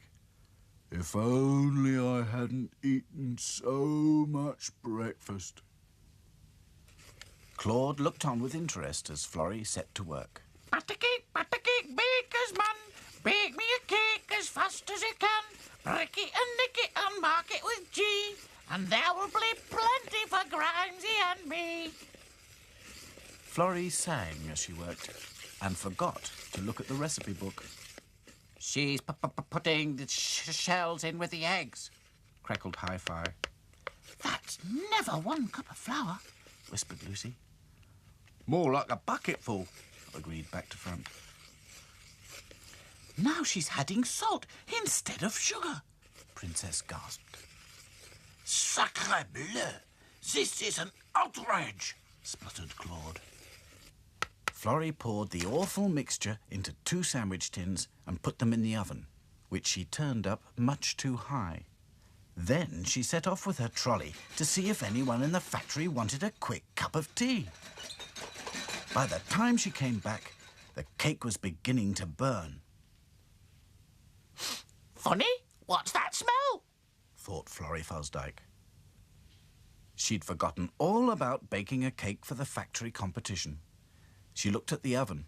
Smoke was curling out. Then she remembered. Oh, heck, yes. Well, never mind. mind. I'll tell Mr. Grimes it's a chocolate cake. He'll never know the difference. When the cake was cool, Florrie dolloped the raspberry jam between the layers and covered the top with melted chocolate and marshmallows. It didn't look anything like the picture in the recipe book. Not bad. It's quite eye-catching, she thought. When Florrie had gone home, the Raggy Dolls went to see what the cake looked like. Perhaps it wasn't as bad as they thought, but it was. I don't think Grimes' toy factory has much chance of winning that competition tomorrow, do you? Said Sad Sack. Yeah, about as much chance as an egg in a concrete mixer, Chuckled Back to Front. It's no laughing matter, said Dotty. The honour of the factory is at stake. Claude was disgusted. He sat with his head in his hands, muttering in French. Quel dommage! Juste ciel! Zut alors! Then suddenly he jumped up. I have it, He cried. I, Claude the chef, will bake another cake to replace that, how you say, thing. What a spiffing idea, Said Dotty. Oh, yes, agreed Princess. Claude is ever such a good cook. Action stations, cried Back to Front. Raggy Dolls to the rescue. There was plenty of flour, chocolate, sugar and marshmallows left in the larder, but no eggs or raspberry jam. We can use what's left of the cherry instead of raspberry jam, said Princess. It was absolutely delicious at breakfast. Good thinking, agreed Dotty. But what about the eggs? Lucy went to see if the hens had laid anything lately.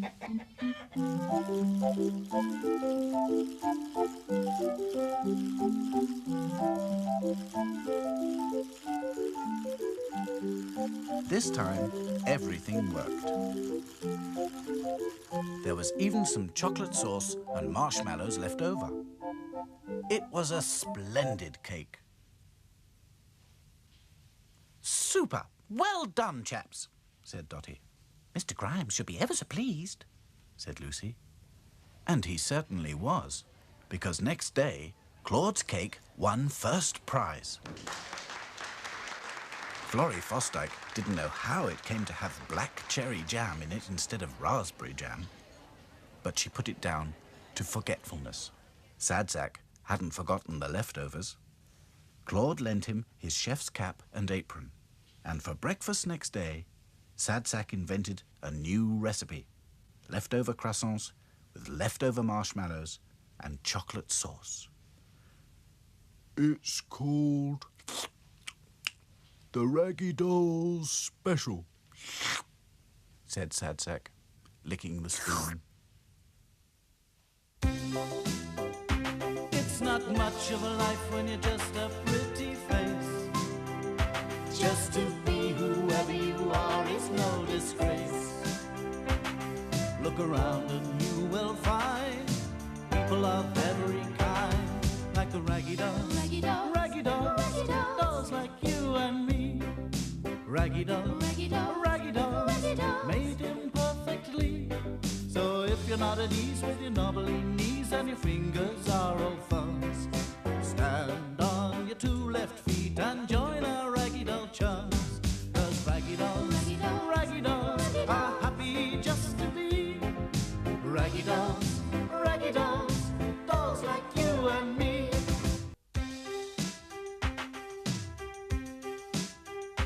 It's not much of a life when you're just a pretty face. Just to be whoever you are is no disgrace. Don't be scared if you don't fit in. Look who's in the reject bin. It's the Raggy Dolls, Raggy Dolls, Raggy Dolls, Raggy Dolls, dolls like you and me. Raggy Dolls, Raggy Dolls, Raggy Dolls, Raggy Dolls, made imperfectly. So if you got a bump on your nose or lumps on your toes, do not despair. Be like the Raggy Dolls and say I just don't care. 'Cause Raggy Dolls, Raggy Dolls, Raggy Dolls Raggy Dolls, are happy just to be Raggy Dolls, Raggy Dolls, dolls like you and me. One hot night in August, there was a great storm. Rain pounded on the roof of Mr. Grimes' toy factory. Lightning flashed, thunder rolled, and the Raggy Dolls thought they would never get to sleep. I'm stifling, groaned Sad Sack. I'm frightened, Whispered Lucy. I wish this thunder would stop.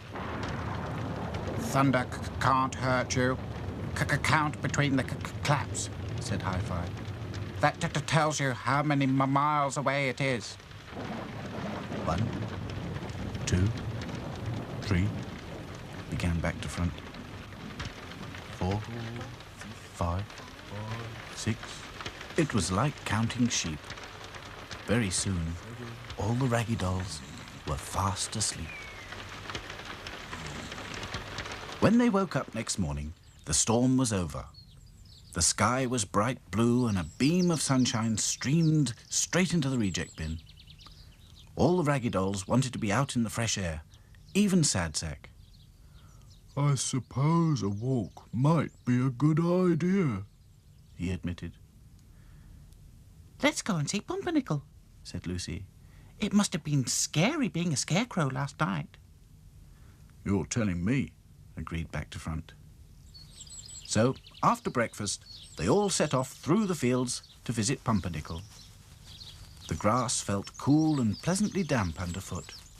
Birds sang in the hedges, bees buzzed, and butterflies danced in the summer air. Isn't this fun? Cried Lucy. Moo! Shh, said Dotty. Moo! Listen. Moo! Oh dear, is it lions? Whispered Lucy.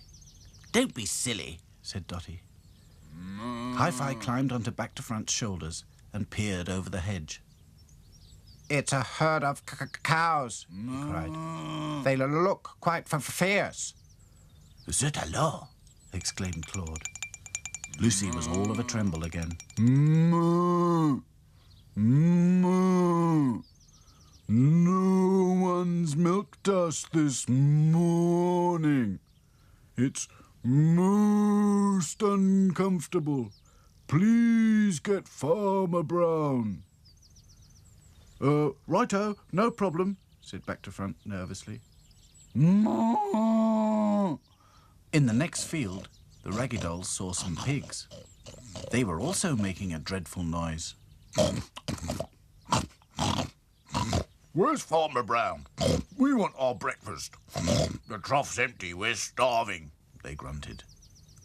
I know just how they feel, thought Sad Sack. Soon the Raggy Dolls reached Pumpernickel's field. At first, they couldn't see him, but when they came closer, they found him lying flat on his face in the mud. Are you all right? Asked back to front anxiously. Help me up. Cried Pumpernickel. Set me straight. Mais oui, immédiatement, said Claude. But how? Get Farmer Brown. He'll know what to do. Roar! Groaned Pumpernickel. Claude took off his scarf and laid it under the Scarecrow's face so that his nose wouldn't stick into the mud anymore.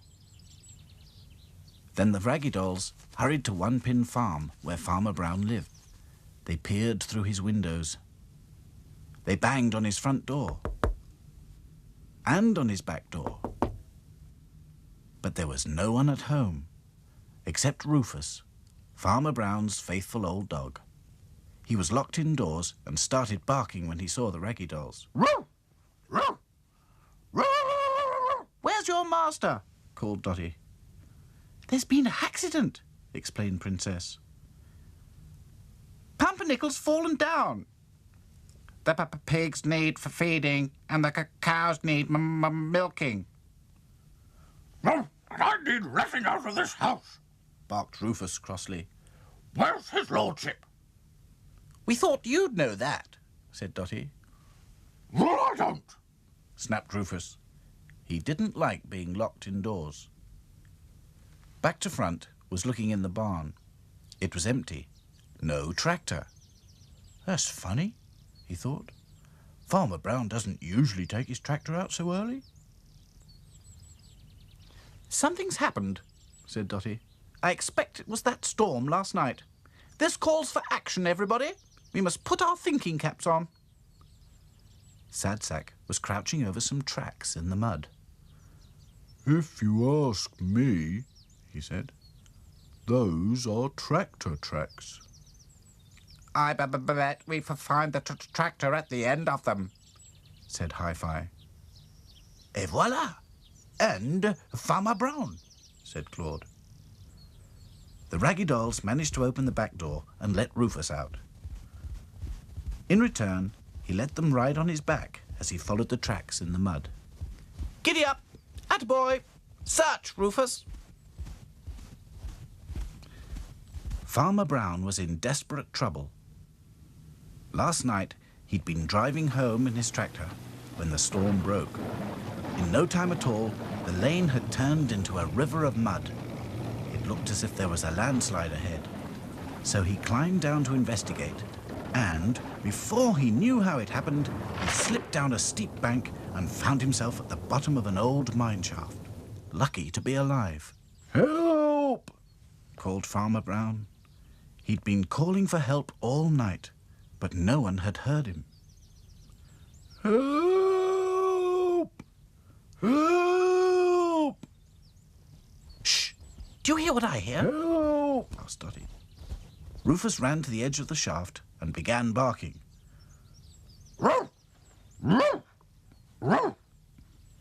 Farmer Brown was overjoyed. Rufus, you good dog! Fetch help! He called. Luckily, Back to Front had noticed a coil of rope tied to the tractor. The Raggy Dolls helped Rufus carry it to the edge of the shaft.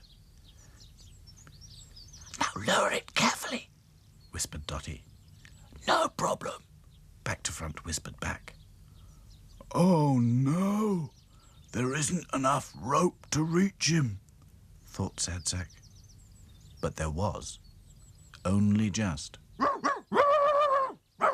Rufus barked and barked as Farmer Brown began pulling himself up the slippery bank.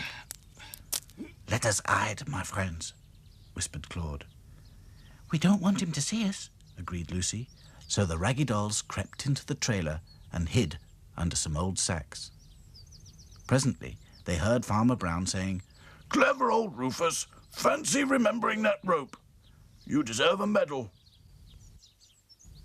And then the tractor engine started up and the trailer began jolting on its way. It's not fair, said Sad Sack. Back to Front found that rope. He should get the medal, not Rufus. I don't mind, said Back to Front. Farmer Brown's safe and we're on our way home again. That's what matters. Well said, said Dotty. As soon as he'd had some breakfast, Farmer Brown was out in his fields again, milking the cows, feeding the pigs, and seeing to Pumpernickel. Oh dear, said Princess. I've just remembered something. Claude's scarf, cried Lucy. Oh, c'est la vie, said Claude. It is of no importance. In the factory, there is another whole box of them. For once, that scarecrow will look, how you say, très élégant. Farmer Brown didn't know where Claude's scarf had come from. He stuck it in Pumpernickel's pocket, and for a scarecrow, Pumpernickel did look unusually smart. It's not much of a life when you're just a pretty face. Just to be whoever you are is no disgrace. Look around and you will find people of every kind, like the Raggy Dolls, Raggy Dolls, Raggy Dolls, Raggy Dolls, dolls like you and me. Raggy Dolls, Raggy Dolls, Raggy Dolls, Raggy Dolls, made imperfectly. So if you're not at ease with your knobbly knees and your fingers are all fuzz, stand on your two left feet and join our Raggy Doll chums. 'Cause Raggy Dolls, Raggy Dolls, Raggy Dolls Raggy are Dolls. happy just to be Raggy Dolls, Raggy Dolls, dolls like you and me.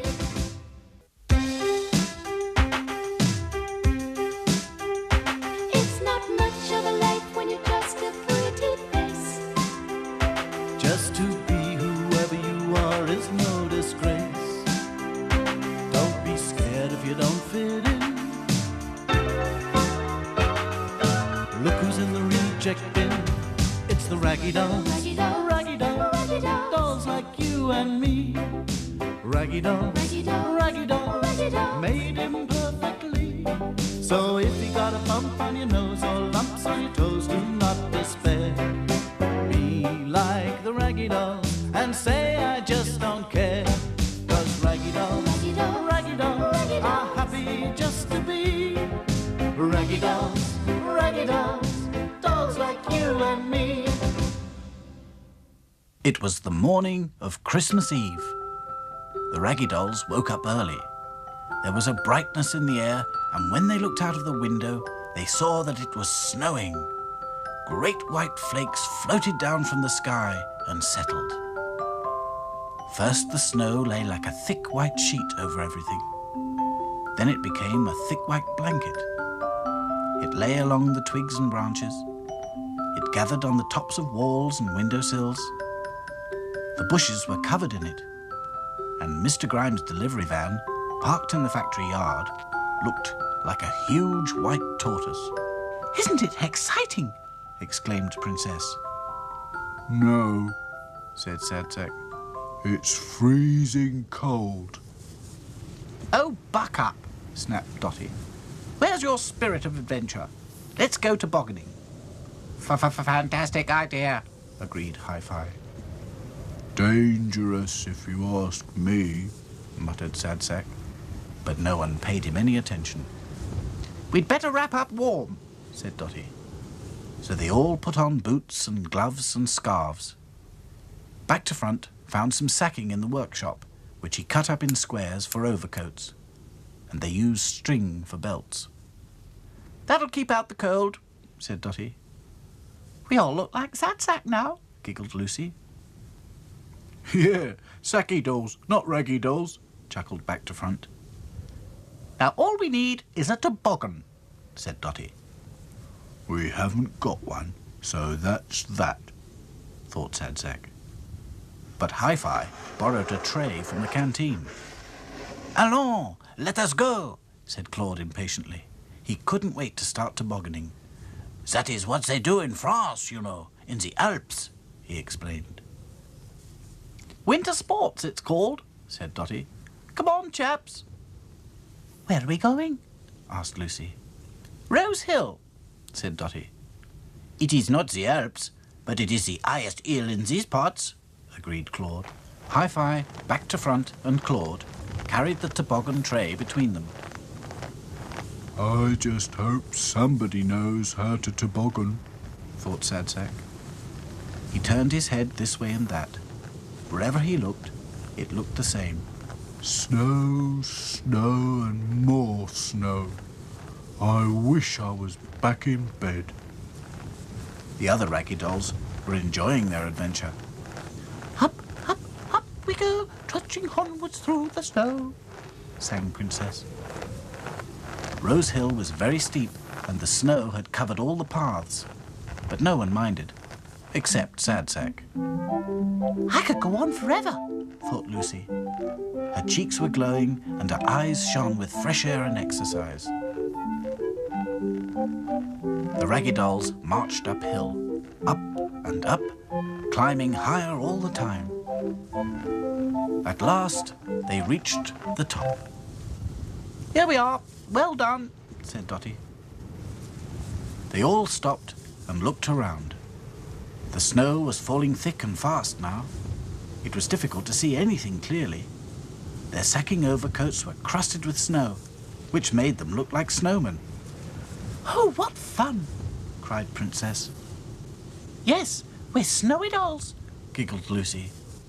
Let's get on with the tobogganing, Said Hi-Fi. They all climbed onto the tray and made sure it was pointing in the right direction, down the steepest slope. Get ready, get steady, go. Shouted Dotty, and Back to Front shoved off.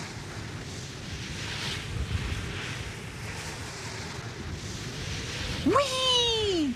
Cried all the Raggy Dolls as they raced down the slope. The tray gathered speed, faster and faster. Sadsack shut his eyes and hoped for the best. He felt quite seasick. Whee! Down, down, and down they raced. Watch out! Screamed Lucy. There was a tree ahead. Lean over! Cried Dotty. So they all leaned, and the tray swerved round the tree and rushed on. There was no way of stopping it now. Down, down, down. Now all the Raggy Dolls felt seasick. Would they ever stop? The Raggy Dolls opened their eyes and saw that they had landed in a big snowdrift near some gates. Only half the railings were showing above the snow, but through them they saw a big house with lighted windows. "It's Rose Hill Hospital," said Dotty. I could do with a nice warm bed and a bit of nursing myself, thought Sad Sack. At that very moment, Matron was looking out of her window. Mr. Grimes had promised to send a parcel of toys for her children's ward in time for Christmas, but they hadn't arrived yet. Matron picked up the telephone and heard Mr. Grimes's voice on the other end. Hello? Is that Rose Hill Hospital? I'm afraid, due to circumstances entirely outside of my control, the van has been unable to make any deliveries today. There's thick snow everywhere. We'll have to wait until the roads are clear. I'm ever so sorry. "I quite understand," said Matron. "But the children will be very disappointed," she thought, sadly. She looked out of the window again and shielded her eyes against the glare of the snow, because there, on the other side of the gate, she thought she saw... It can't be, but it looks ever so like... Well, there's no harm in going to see, she thought. So she put on her warmest clothes and trudged through the snow. And there, of course, were the Raggy Dolls. A miracle, a real miracle, thought Matron. Some kind person has left their old toys here for the children. How thoughtful! What Christmas spirit! The Raggy Dolls were soon indoors warming up on the radiator. When they were dry, Matron took them to the children's ward. She gave Dotty to a girl with spots. She gave back to front to a boy who had his leg in plaster after falling downstairs. Hi-Fi sat on the pillow beside a girl who listened to pop music all day long. Sad Sack was given to a baby who had just had a big operation and couldn't stop crying. But when she saw Sad Sack, she couldn't stop giggling. I don't see what's so funny, thought Sad Sack. A week later, there was a big thaw, and all the snow melted away as quickly as it had come. Mr. Grimes sent his delivery van straight to Rose Hill Hospital with a huge box of toys for the children's ward. Better late than never, he explained over the telephone. New Year's greetings to Rose Hill Hospital from Grimes's Toy Factory. The children were so busy unwrapping their new toys that they never noticed when the Raggy Dolls quietly slipped away. In no time, they were safely hidden under an old tarpaulin in the back of the van. It was like being in a dark tent. "Let's all make New Year's resolutions," said Dotty. "I shall try to be less bossy in future. Your turn, Sad Sack, and don't take forever." I've got two, said Sad Sack. The first one is never to go tobogganing again. And secondly, I'm going to try very hard to be just a little bit more cheerful from now on. Oh, look, we're home. It's not much of a life when you're just a pretty face. Just to be whoever you are is no disgrace. Look around and you will find people of every kind, like the Raggy Dolls, Raggy Dolls, Raggy Dolls, Raggy Dolls, dolls like you and me. Raggy Dolls, Raggy Dolls, Raggy Dolls, Raggy Dolls, made imperfectly. So if you're not at ease with your knobbly knees and your fingers are all fuzz, stand on your two left feet and join our Raggy Doll chums. 'Cause Raggy Dolls, Raggy Dolls are happy just to be Raggy Dolls, Raggy Dolls, dolls like you and me.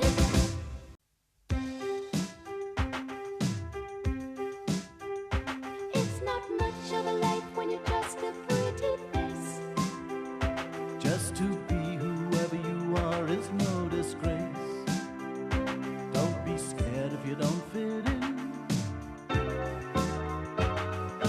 Look who's in the reject bin. It's the Raggy Dolls, Raggy Dolls, Raggy Dolls, Raggy Dolls, dolls like you and me. Raggy Dolls, Raggy Dolls, Raggy Dolls, Raggy Dolls. made imperfectly. So if you got a bump on your nose or lumps on your toes, do not despair. Be like the Raggy Dolls and say I just don't care. 'Cause Raggy Dolls, Raggy Dolls, Raggy Dolls Raggy are Dolls. happy just to be Raggy Dolls, Raggy Dolls, dolls like you and me. One day, Sad Sack saw himself in a mirror. Why am I in the reject bin? He said. I look all right to me. We're all rejects for different reasons, explained Dotty. They spilt paint on me, and they stuck back to front's head on the wrong way round. Lucy's arms and legs aren't fixed properly, and Hi-Fi's wired up wrong. That's why he crackles. They ran out of material when they were making me, said Princess. That's why I've been finished off with hods and hens. But I agree, there's nothing wrong with Sad Sack. Ah, not to you and me, explained Dotty. But Sad Sack was a sample. There's only one of him. I heard Mr. Grimes say he'd cost too much to copy because he uses up too much sacking and stuffing. With me, said Claude, all is okay. Absolument nothing wrong. Why are you a reject then? Asked Sad Sack. Because I fell out of a hole in the packing box when they sent my friends to France, explained Claude. He went to the window and stared out, as if he could see France in the distance. Hi-Fi was listening hard to something on his headphones. He took them off and turned up the volume so that they could all hear what was being said. Salut, bonjour. This week is French Week at Bance's Emporium. Buy French, think French, look French. Fashions, food and wine. Feel the magic of gay Paris when you shop at Bance's Emporium. Salut, bonjour. This week is French Week at... Listen to that, crackled Hi-Fi. What are we waiting for? Cried Dotty. Come on, Claude. We must go to Bunce's immediately. It's just what you need to cheer you up. The Raggy Dolls took care not to be seen as they entered town. When they reached Bunce's Emporium, they slipped in unnoticed. There were French flags everywhere. In the entrance hall was a model of the Eiffel Tower, and loudspeakers were playing French music to put shoppers in the right mood. Claude began to perk up immediately. Even Sad Sack looked interested.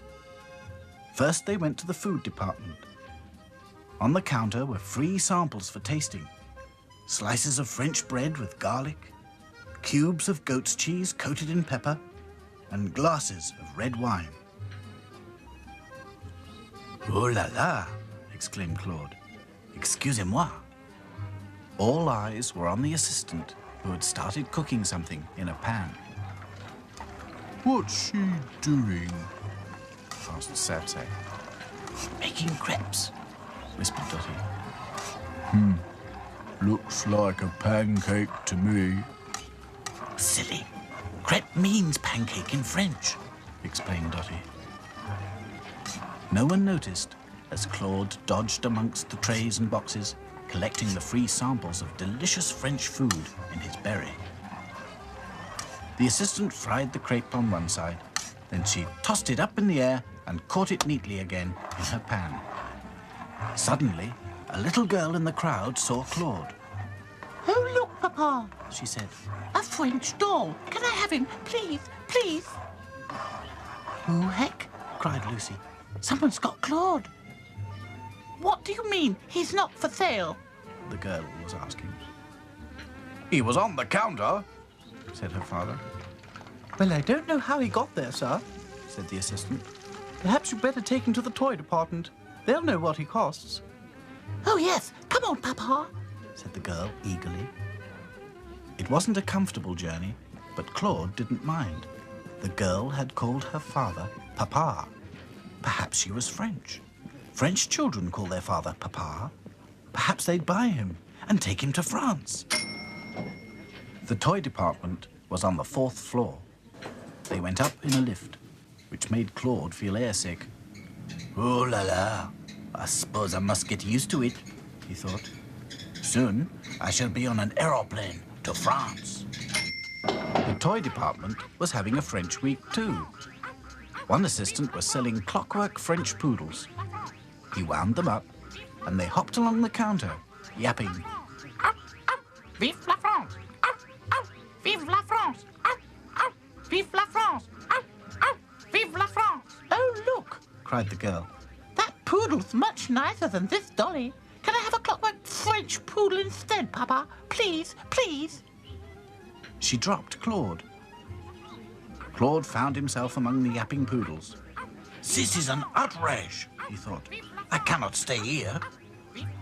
He managed to pull himself up onto the shelf above, and there sat the most beautiful doll he had ever seen.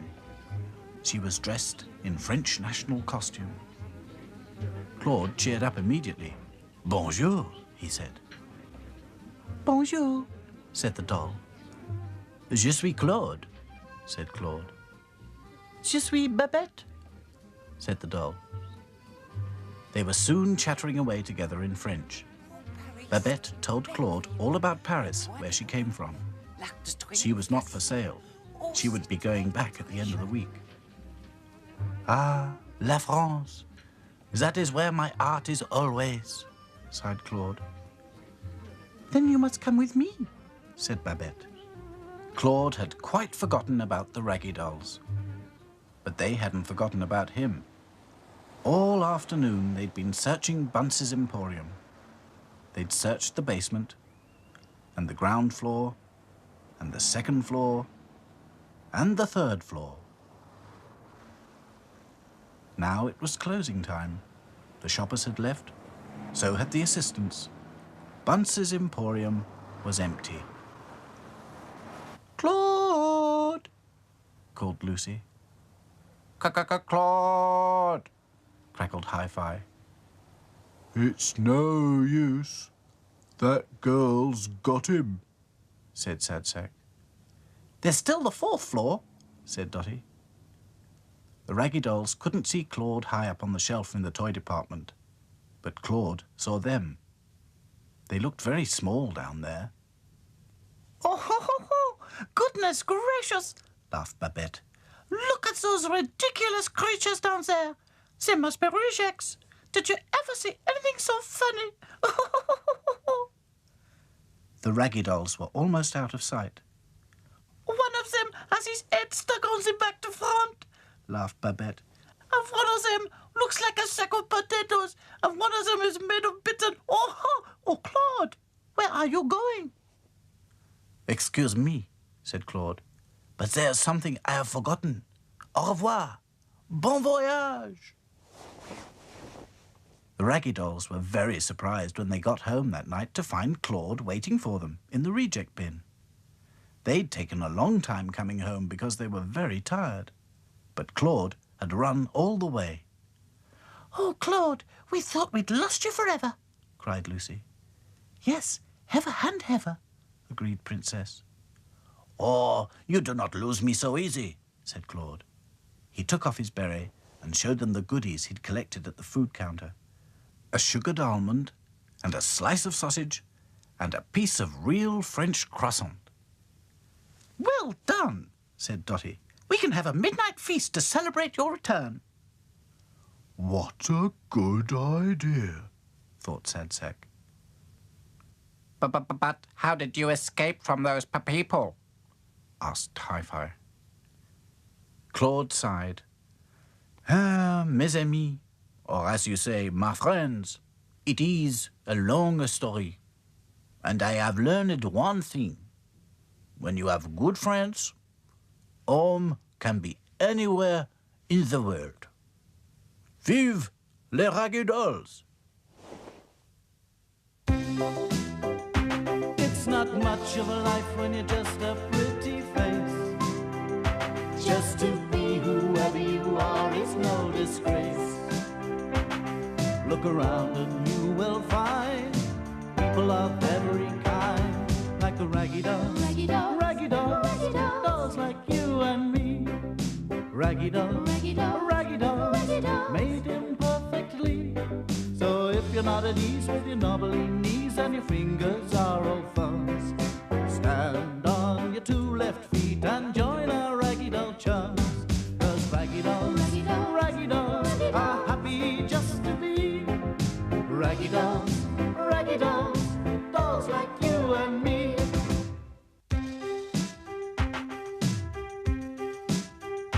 It's not much of a life when you're just a pretty face. Just to be whoever you are is no disgrace. Don't be scared if you don't fit in. Look who's in the reject bin.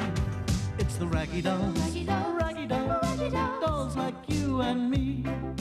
Raggy Dolls, Raggy Dolls, Raggy Dolls, Raggy Dolls, made imperfectly. So if you got a bump on your nose or lumps on your toes, do not despair. Be like the Raggy Dolls and say I just don't care.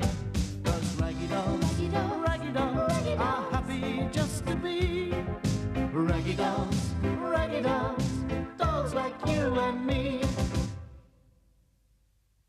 One day, Princess couldn't help noticing that all the other Raggy Dolls left her alone, as if there was something wrong with her.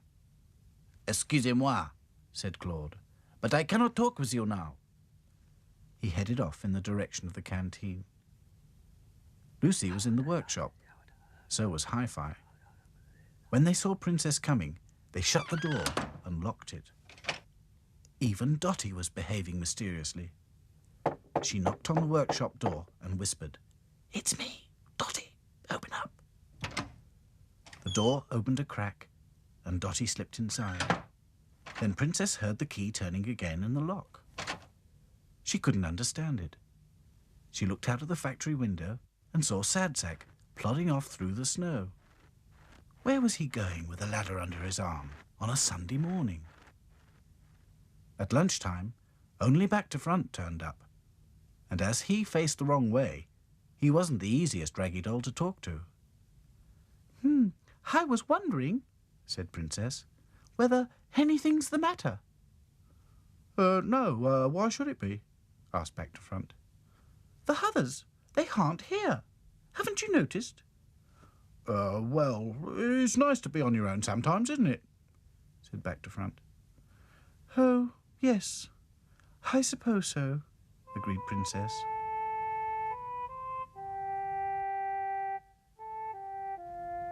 Sadsack trudged through the snow till he came to Hunter's Wood. There was a tree growing there with mistletoe hanging from its branches. Dotty had noticed it some weeks ago when they were out for a walk. What on earth does she want this for? Thought Sadsack. Oh, well, ours not to reason why. I'd better get on with it, I suppose. He collected a big bunch of mistletoe, climbed down his ladder, and set off for home again. Meanwhile, back in the workshop, Lucy was making paper chains. They were strewn all over the floor. Dotty was painting a large card. She wouldn't let anyone see it till it was ready. But they could guess the colours she was using. Hi-Fi was recording some music. Hello, Princess, said Back to Front. Oh, cried Princess, taken by surprise. Are you any good with a needle? Asked Back to Front. A needle? Exclaimed Princess. Back to Front showed her his top hat. The brim was hanging by a thread. Whatever do you want a top hat for? Asked Princess. Ah, well, said Back to Front mysteriously. I expect I could mend it. Said Princess, examining the brim carefully. How long will it take you? Oh, about an hour, I should think. Terrific, said Back to Front. You've got till tea time. In the canteen, Claude was also hard at work. He'd baked a huge chocolate cake, the best he'd ever made. Sad Sack was home again, licking out the bowls. Not bad, said Sad Sack. I've tasted worse. All we need now, said Claude, is a candle. Where do we find a candle, mon ami? There might be one in Mr. Grimes's office, said Sad Sack. You know, in case of a power cut. Bon, we will, how you say, borrow it, said Claude. It is the weekend. He will not notice. Princess had mended the top hat easily. She was trying it on when Back to Front returned, looking even more mysterious. What hever's him there? Asked Princess. It's a surprise, said Back to Front. Why don't you go back to the reject bin, Princess, and have a little kip or something, you know, before all the excitement? What excitement? Asked Princess. Oh, did I say excitement? Said Back to Front. I don't remember saying excitement. Princess sat alone in the reject bin, thinking. It was about tea time. Soon she would know what her friends were up to. She had a feeling it was to do with her. Could it be? Yes, thought Princess suddenly. It is! It must be! The factory clock struck the hour. 3 o'clock. It was getting dark already. Not long now before the Raggy Dolls would meet for tea. Then Princess would find out if she'd guessed their secret. But I'm going to surprise them back, she thought. I'll have to be quick about it, though. There isn't much time. Then Princess did a strange thing. She made sure she was alone. Then she went to the window and opened it and called very softly into the darkness.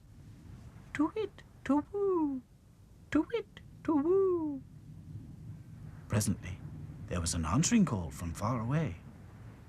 To-wit, to-woo, to-wit, to-woo.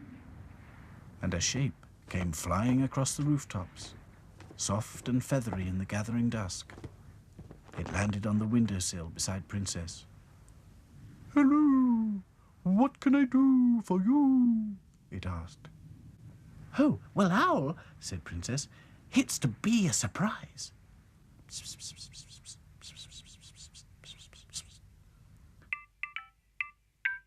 Hi-Fi had recorded the accompaniment on his headphones.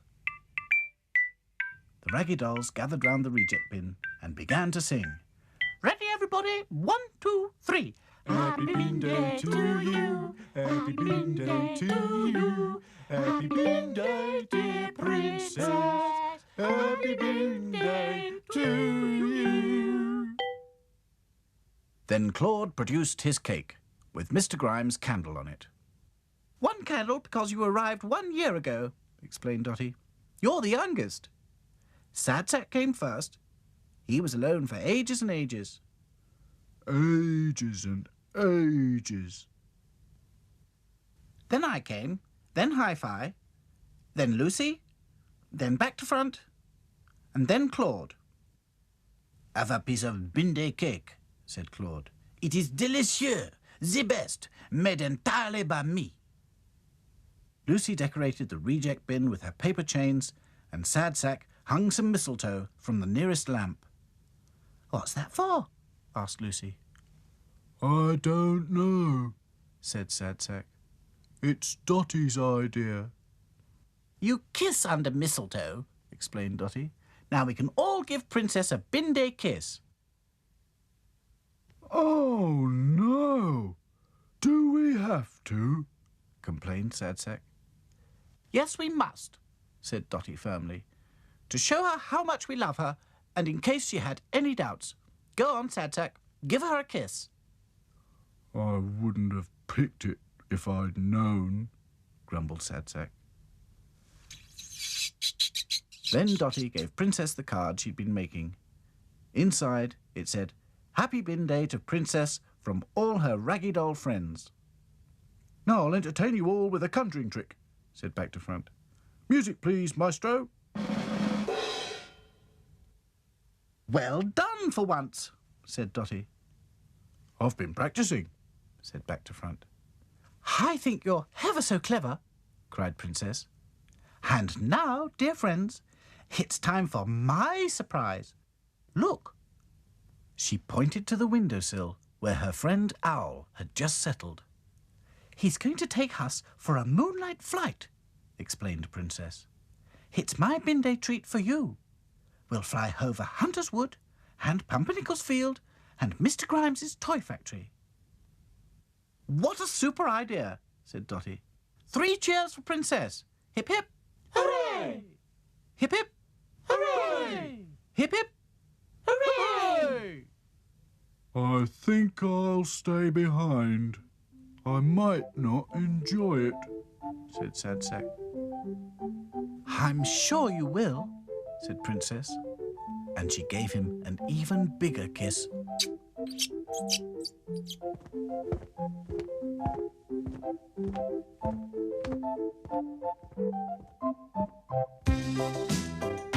It's not much of a life when you're just a pretty face.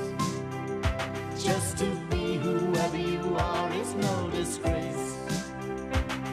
Look around and you will find people of every kind, like the Raggy Dolls, Raggy Dolls, Raggy Dolls, Raggy Dolls, dolls like you and me. Raggy Dolls, Raggy Dolls, Raggy Dolls, Raggy Dolls, made imperfectly. So if you're not at ease with your knobbly knees and your fingers are all fuzz,